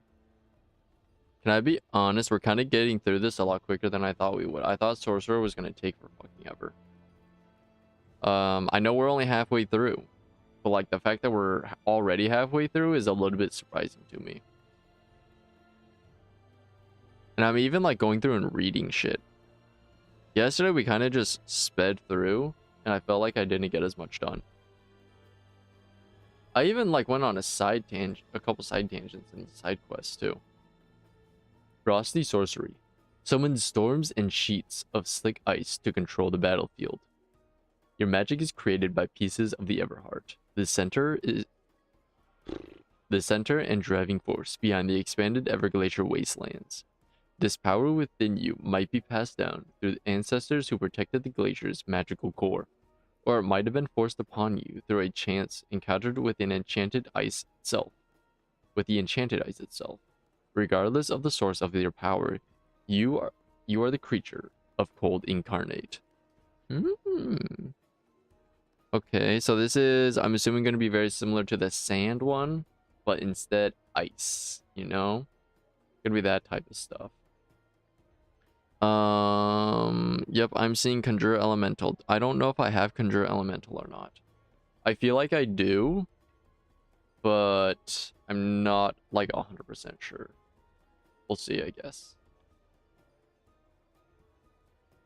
That blindness, deafness, it doesn't have the slash in there, because you can't have slashes in titles anyways. Okay, I do already have it. Perfect. Makes things nice and easy for me. Go. Okay.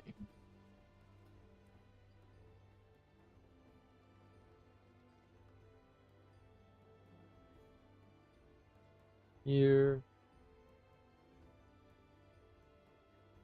Okay. There's a way. I've only seen a couple of things about it. Oh my god, excuse me. Jesus Christ. They get Git to work on the phone. Or they get Link to work on your phone. And I just don't know how it works. But that would be incredibly useful. Also, it would mean that I could make it to where not all of the players need a laptop or a PC in order to find everything.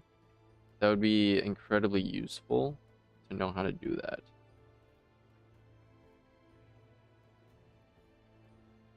Okay, there we go. Okay. Easy's my peasies. So it is something I do want to learn how to do eventually. I'm just not as worried about it. It would also make it to where I could work on stuff away from my desk or even without my laptop. Like, what, for example, when I'm traveling, it'd be nice to not have to pull out the chonky ass laptop, the fucking thick boy McGee, in order to work on this. I actually have no idea. I haven't been to an airport in forever. Oh, we have a spell. It was at the very end. Of course. That's fine.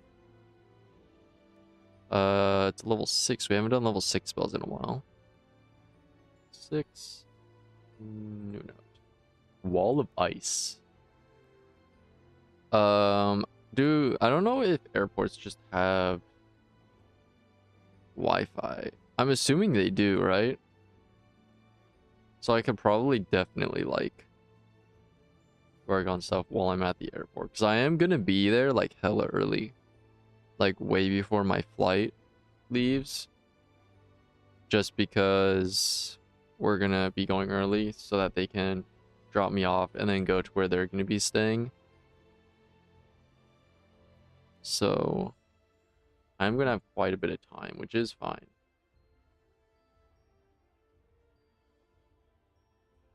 Points, and then there we go. Let's fix this real quickly.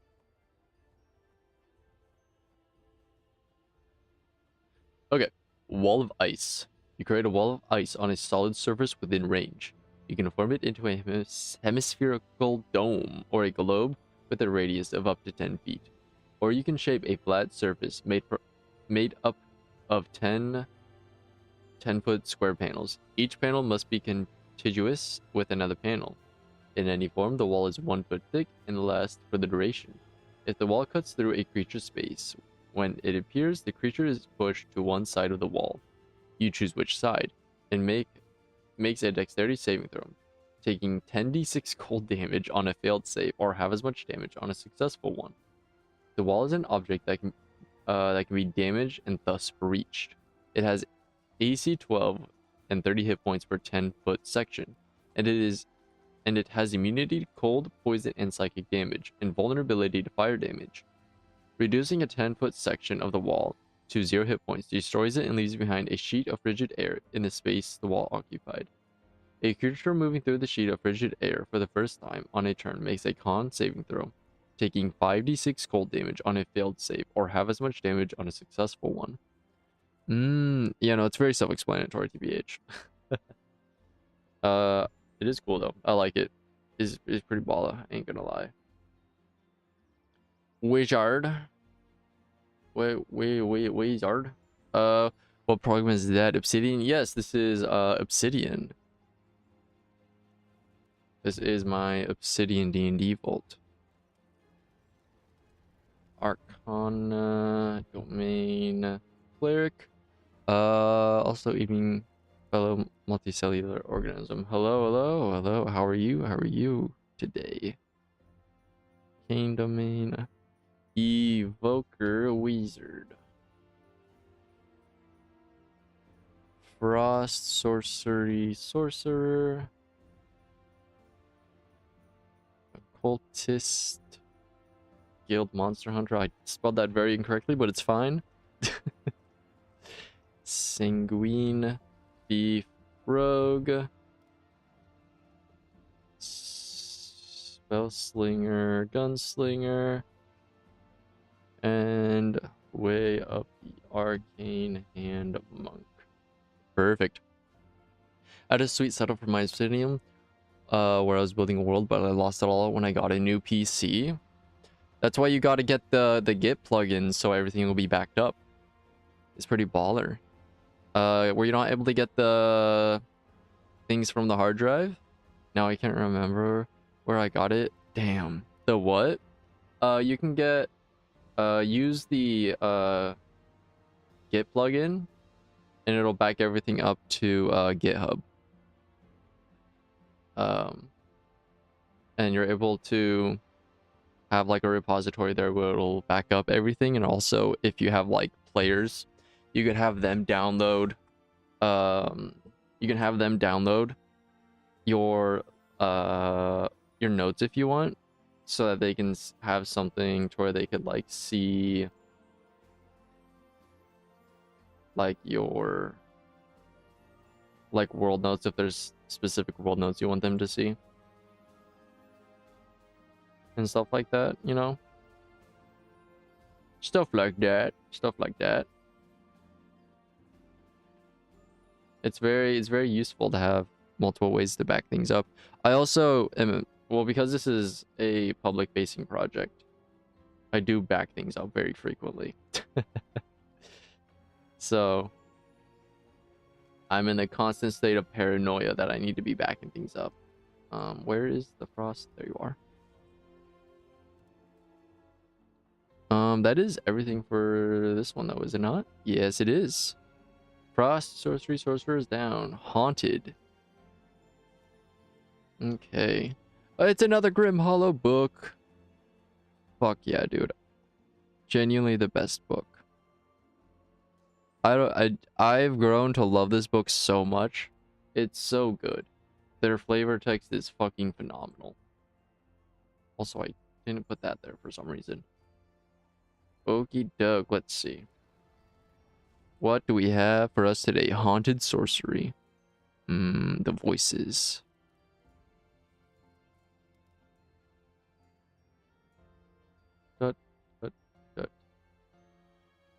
Haunted sorcery. Commune with the dead. Unlike other sorcerers, the circumstances of your birth were mundane, and you have no arcane inheritance passed down from strange ancestors. Instead, you gained your sorceress powers after you survived an experience that left you near death. Since that experience, you've had preternatural senses for danger and a ghostly companion that either can't or won't leave you alone. Some haunted sorcerers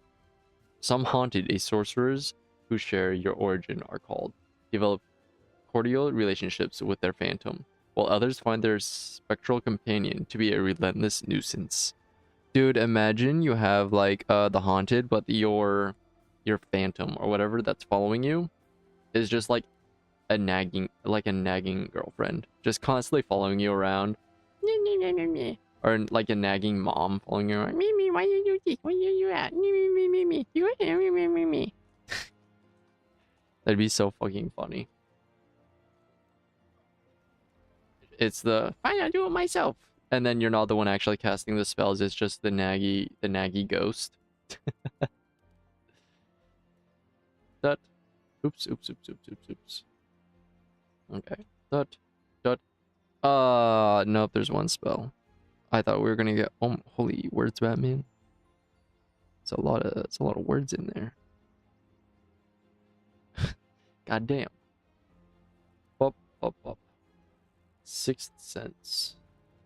Roll initiative. You add your charisma modifier to the roll. Damn, that's kind of sick.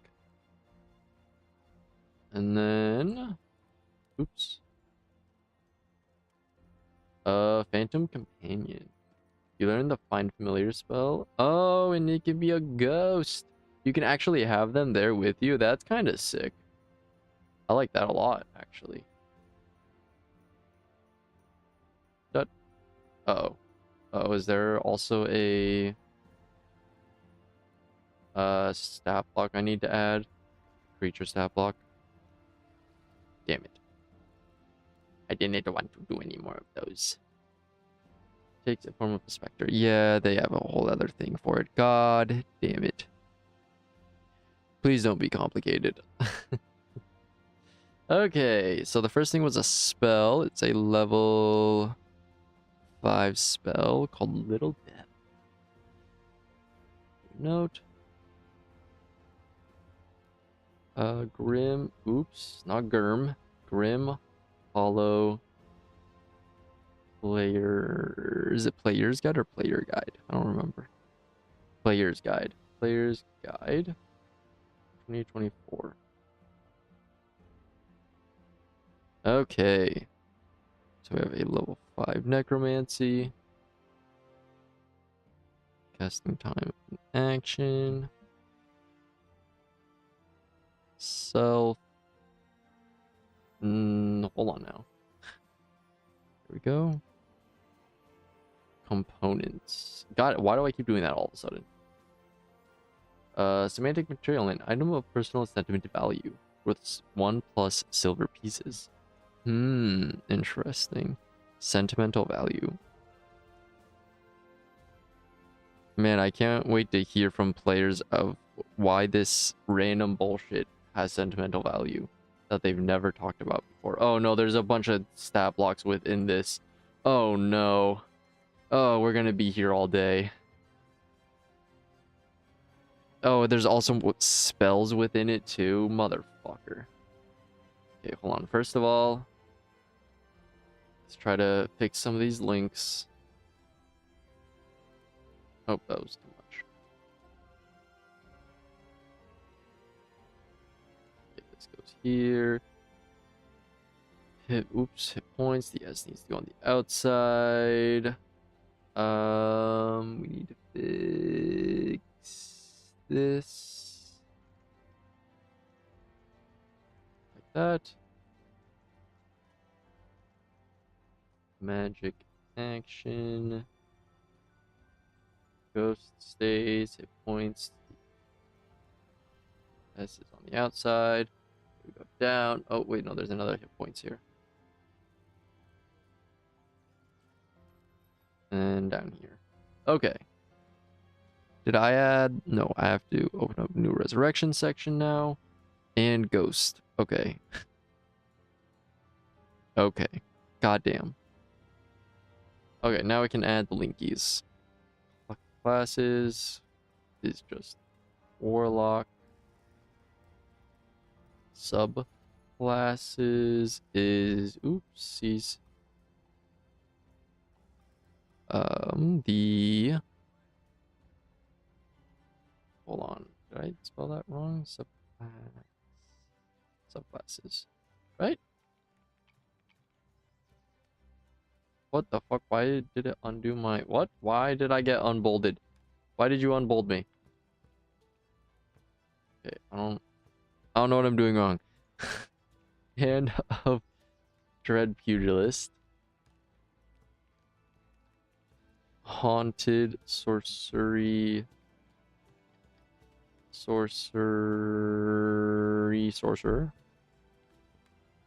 And then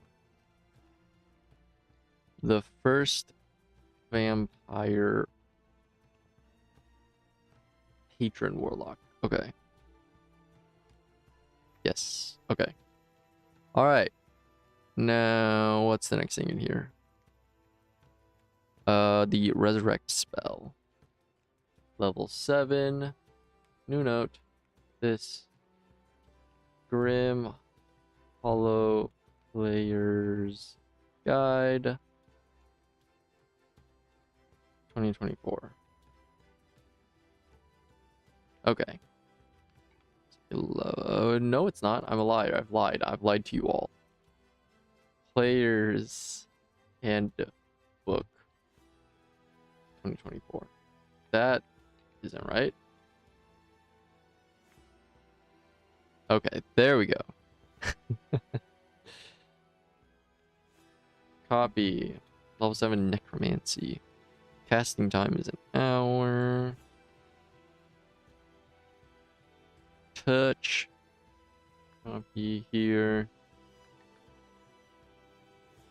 Components. A diamond worth 1,000 gold pieces, which the spell consumes. Wait, there's resurrection and then there's true resurrection, right? There's two separate ones. I'm pretty sure. If I can remember correctly. I don't know what the difference is, but I'm pretty sure there's two different ones. Okay, hold on. Oops, that was too much.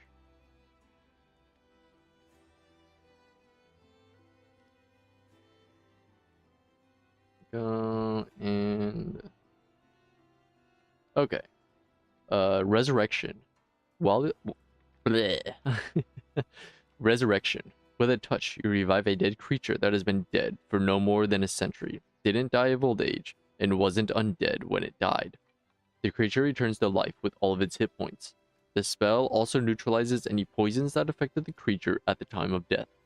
The spell closes all mortal wounds and restores any missing body parts. Coming back from the dead is an ordeal. The target takes a -4 penalty to d20 test every time the target finishes a long rest. The penalty is reduced by 1 until it becomes 0. Casting this spell to revive a creature that has been dead for 365 days or longer taxes you. Until you finish a long rest, you can't cast spells again, and you have disadvantage on d20 tests. That's really cool. I really like that. I really like that it has a lot of like downsides actually. Like they aren't crazy obviously because you're bringing someone back to life, but like I like that there are downsides. I hate that some people completely buy. I mean, they play the game however you want, but like for me, I don't like having it be to where you could just straight up bring someone back from dying. It completely eliminates any. God, why can't I type? Any weight that was had when you did any type of death in a game. It gets rid of the point of death as someone can just be brought back to life super easily. Okay, let me grab this real quickly.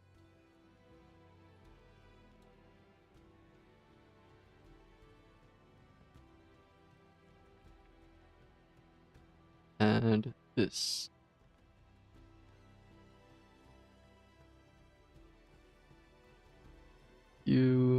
This.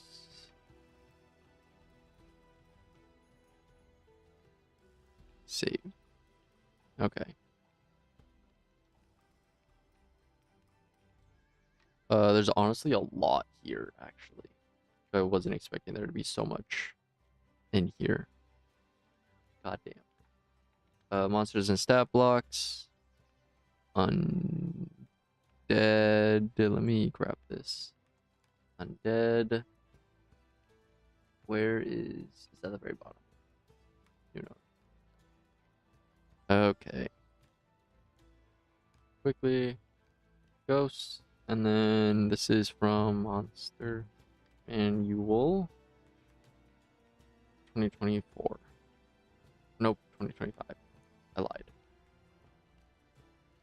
5e stat block template. Okay, minimize. Minimize and oops. Split to the right. And source mode. Okay.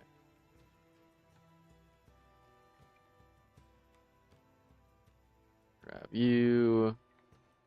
Doppelganger. Nope, it is a ghost.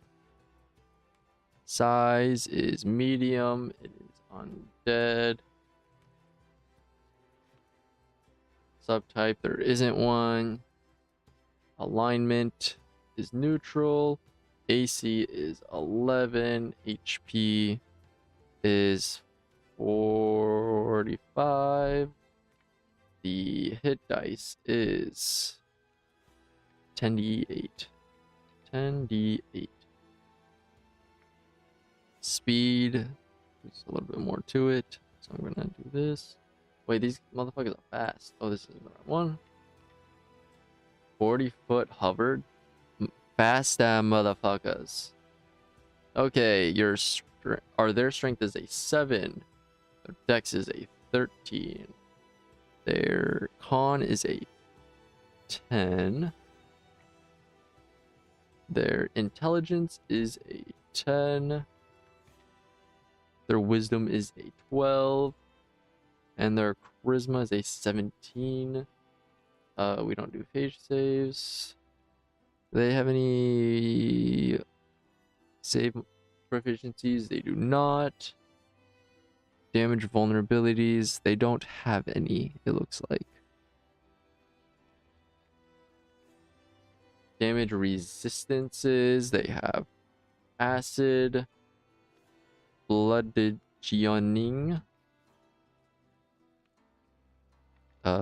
cold, fire, lightning. Did I spell that right? Lightning,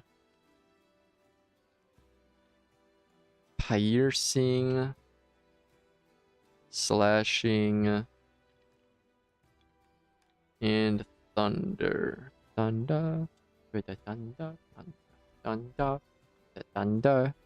And then damage immunities is necrotic, poison. Okay, then condition immunities is charmed, hold on, these are links. Exhaustion, frightened, grappled,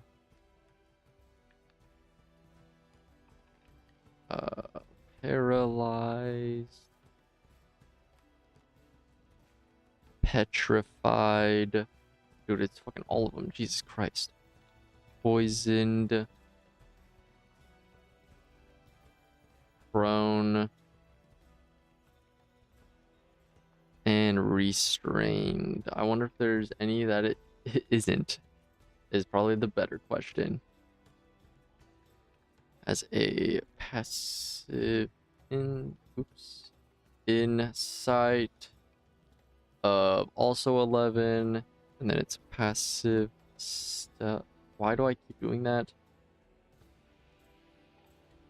Passive stealth of 11 also. Okay, languages.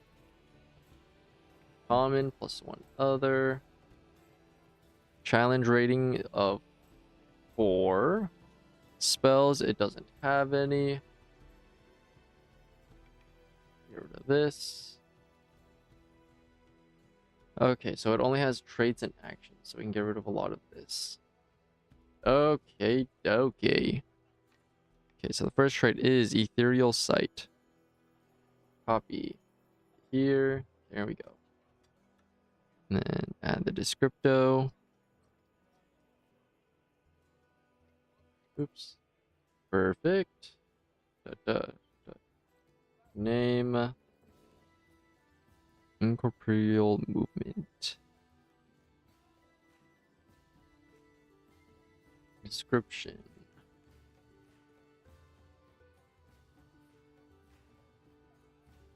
Oh, I didn't get the I. Hold on. There we go. Incorporeal movement. Get rid of the external link. Okay, now it's actions. The multi-attack is... he also has it. I just need to change the description. Okay.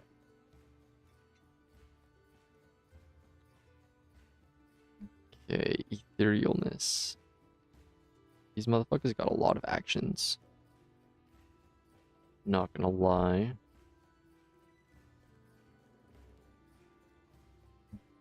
Description. Well, it's also a lot of fucking words to the description, I'm not gonna lie. Okay. Name. Why did I do that? Withering touch. This looks like it's the shortest description for all of this. Where did my mouse go? Okay. Description. Grab this. Copy over to you. Okie dokie. No, you fucking idiot. Name this horrific Visage. Visage? Visage. How do you say that word? I don't know how to say this word. Description. Lot of fucking words, this. Jesus. Okay. Right. Okay. Da, da, da, da, da. Alright, then there's one more ability. This is 2 paragraphs, by the way, of description. I don't remember how paragraphs work in this, so we'll see what we end up having to do here. Description.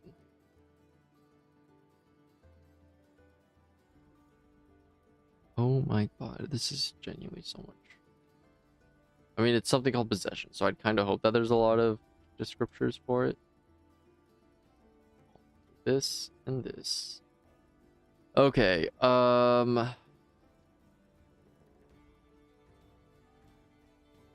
yeah, I can't have it be 2 paragraphs. That just won't work. I can't do that within the stat block, which is really lame. Could I actually add? I want to try something. If I do this and add that here and do this here, like that, will it let me? No, it doesn't. I was hoping it'll let me have 2 descriptions. That's fine, I guess. It's just a lot. It's a very lengthy amount of reading you have to do, unfortunately. But with that, the ghost is done. Yeah, these couple of things here, I think this spectral ghost is gonna be the last thing we end up doing. And then we'll finish up this subclass and we'll be done. Okay, on to you. Oops, sorry guys, didn't mean to hit my mic.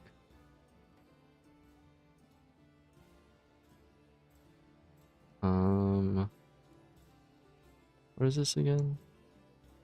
Spectre. Spectre. Come on now. Okay, download this. Spectre, background PNG. Okay. Adding you into here. Oops, come on now. And this is another undead. Note, Control V. Spectre. Spectre. Hold on. We're in source mode still, which I don't want to be in. Monster Manuel. 2025. And then the 5e stat block template. Now we can split, and now we can go back to source mode. Okay. The adding monsters is, I mean, it's honestly really easy, especially now that I understand how it works. It's just, it is very time consuming, I won't lie. Spectre. Yeah, I spelled Spectre wrong for the file name for the image, but that's fine, I guess. Medium, I think, yes. And then undead. Subtype, there isn't one. Alignment is chaotic evil. Armor class is 12. HP is 22. The hit dice are 5d8. 5d8. Speed. They're even faster than the zombos were. God damn. B. Okay. And then stats. It has a strength of 1. I don't think I've ever seen that before. 14 dex, 11 con, 10 intelligence, 10 wisdom, and 11 charisma. To be fair, most of the stats on this guy kind of suck. Doesn't have any save proficiencies, damage vulnerabilities. He doesn't have any for some reason. Damage resistance, there are quite a bit in here. So we have acid. It's very similar to the other dude. Acid. Well, hold on, hear me out. Can I copy and paste these without it freaking out like it did last time? Copy. Here. This. Okay, so I did format them, those ones correctly this time. Copy. Paste. Okay, I have a feeling it's not going to work with this, but we'll try it anyways.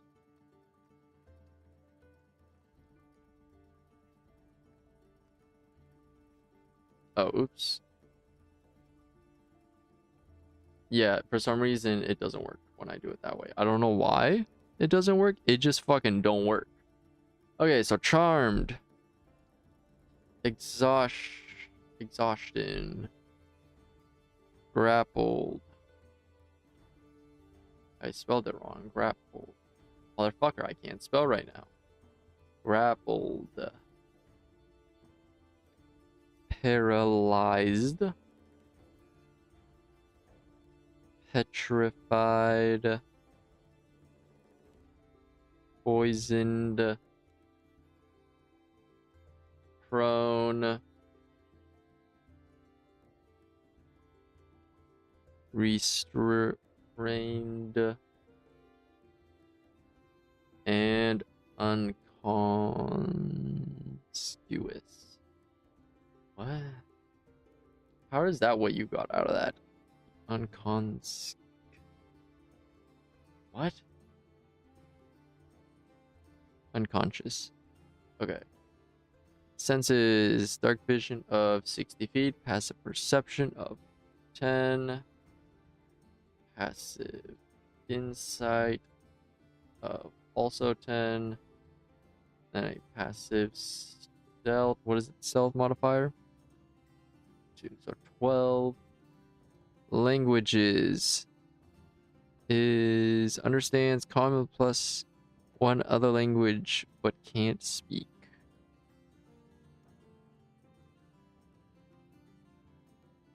Challenge rating of 1. No spells, I don't think. No. That it only has traits and actions, so I can get rid of all of the other hubbub. Okay. Imperial movement. Grab you, go to here. There. And then grab the U. Copy. How did I fuck that up?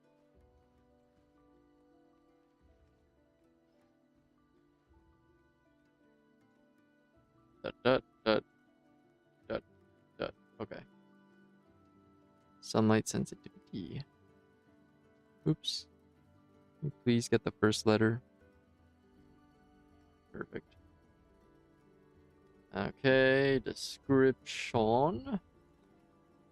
Well, in sunlight, disadvantage on ability checks and attack rolls. So this is a dungeon delver.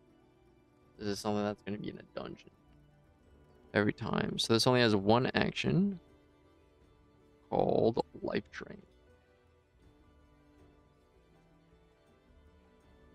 Okay, grab this. Oops, that was way too much. There we go.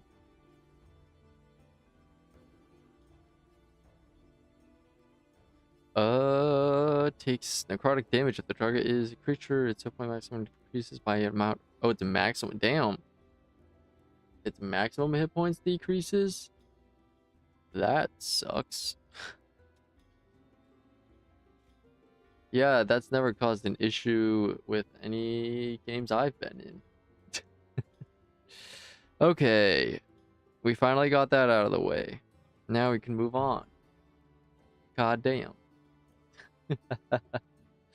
Level 6. We are... Okay. What was the name of the plugin that saved it for you? So you have to still do some setup for it. But the plugin is called Git. I would look up a tutorial on how to get the Obsidian Git plugin to work. It's not that complicated, to be honest. You just have to make a Git account and then make a repository. It's very simple. Like there's multiple steps, but like following a tutorial, I would definitely recommend doing.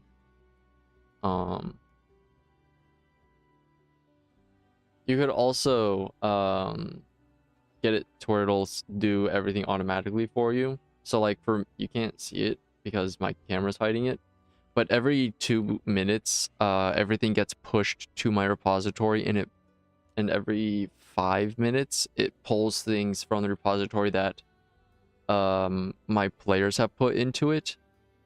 So it's able to be like a good back and forth between updating things and putting things in for me. It works very well though. It also does a good job at showing you like the history. So if you wanted to, you could literally go into GitHub. Are these bolded? No, they're not. You could literally go into GitHub and look up the history of a note, and it'll show you all of the changes that have been made, which is really nice. And if you ever wanted to do what I've done and make your notes be public to where anybody could see and download them, you can definitely do that. It works very well. I've so far only had very minor issues, which I was able to fix very easily. Also, this is in the wrong spot.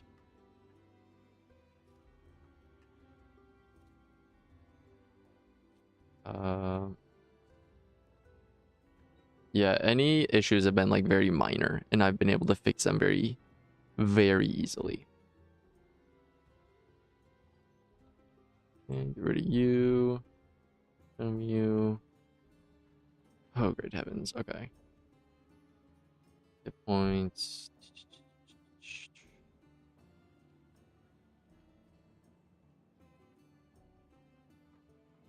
I really need to find a plugin that will make it to where those will automatically get converted to the right note, where it recognizes multiple link inputs for one note. I need to find a plugin that can do that, because there's definitely got to be one that does that. Okay. Chat.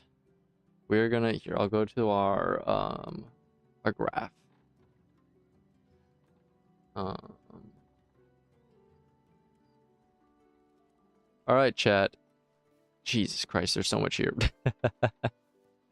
God damn.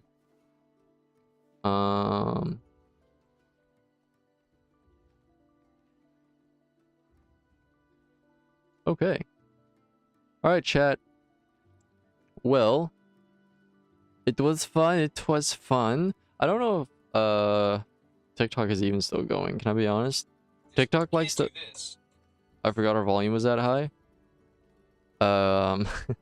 TikTok likes to kick you out all the time, so I don't know if we're still there. Oh, we are. We're still going. Well, isn't that delightful? Okay, well, chatties, Chatterton. I've had a lot of fun today. We got a lot done. We pretty much finished almost all of the sorcerer stuff. We got the rogue stuff done, and we did the whatever the Lord of the Ring one was. The scholar. We finished the scholar also. And to be honest, we added a bunch of extra shit in between too, which was really nice how much we ended up getting done. So, anyways, had a lot of fun today, chat. Let's say bye to TikTok first. So, you can definitely go TikTok. You can check me out on Twitch. Twitch.tv/TheMightyDuck. We have a lot more channel points and shit in there. You can interact with a lot more here. Anyways, that's all I got. Bye-bye. Oh, well, I don't think we'll be live tomorrow, by the way. Because I leave tomorrow. So I probably won't be live. We'll still have videos out, but I'm not going to go live. That's going to be way too stressful. I already have so much other shit to worry about. Like flying across the country. Anyways, bye bye TikTok. Okay, so let's turn this off and turn this off. Obsidian, VOD, Rogue subclasses. Okay.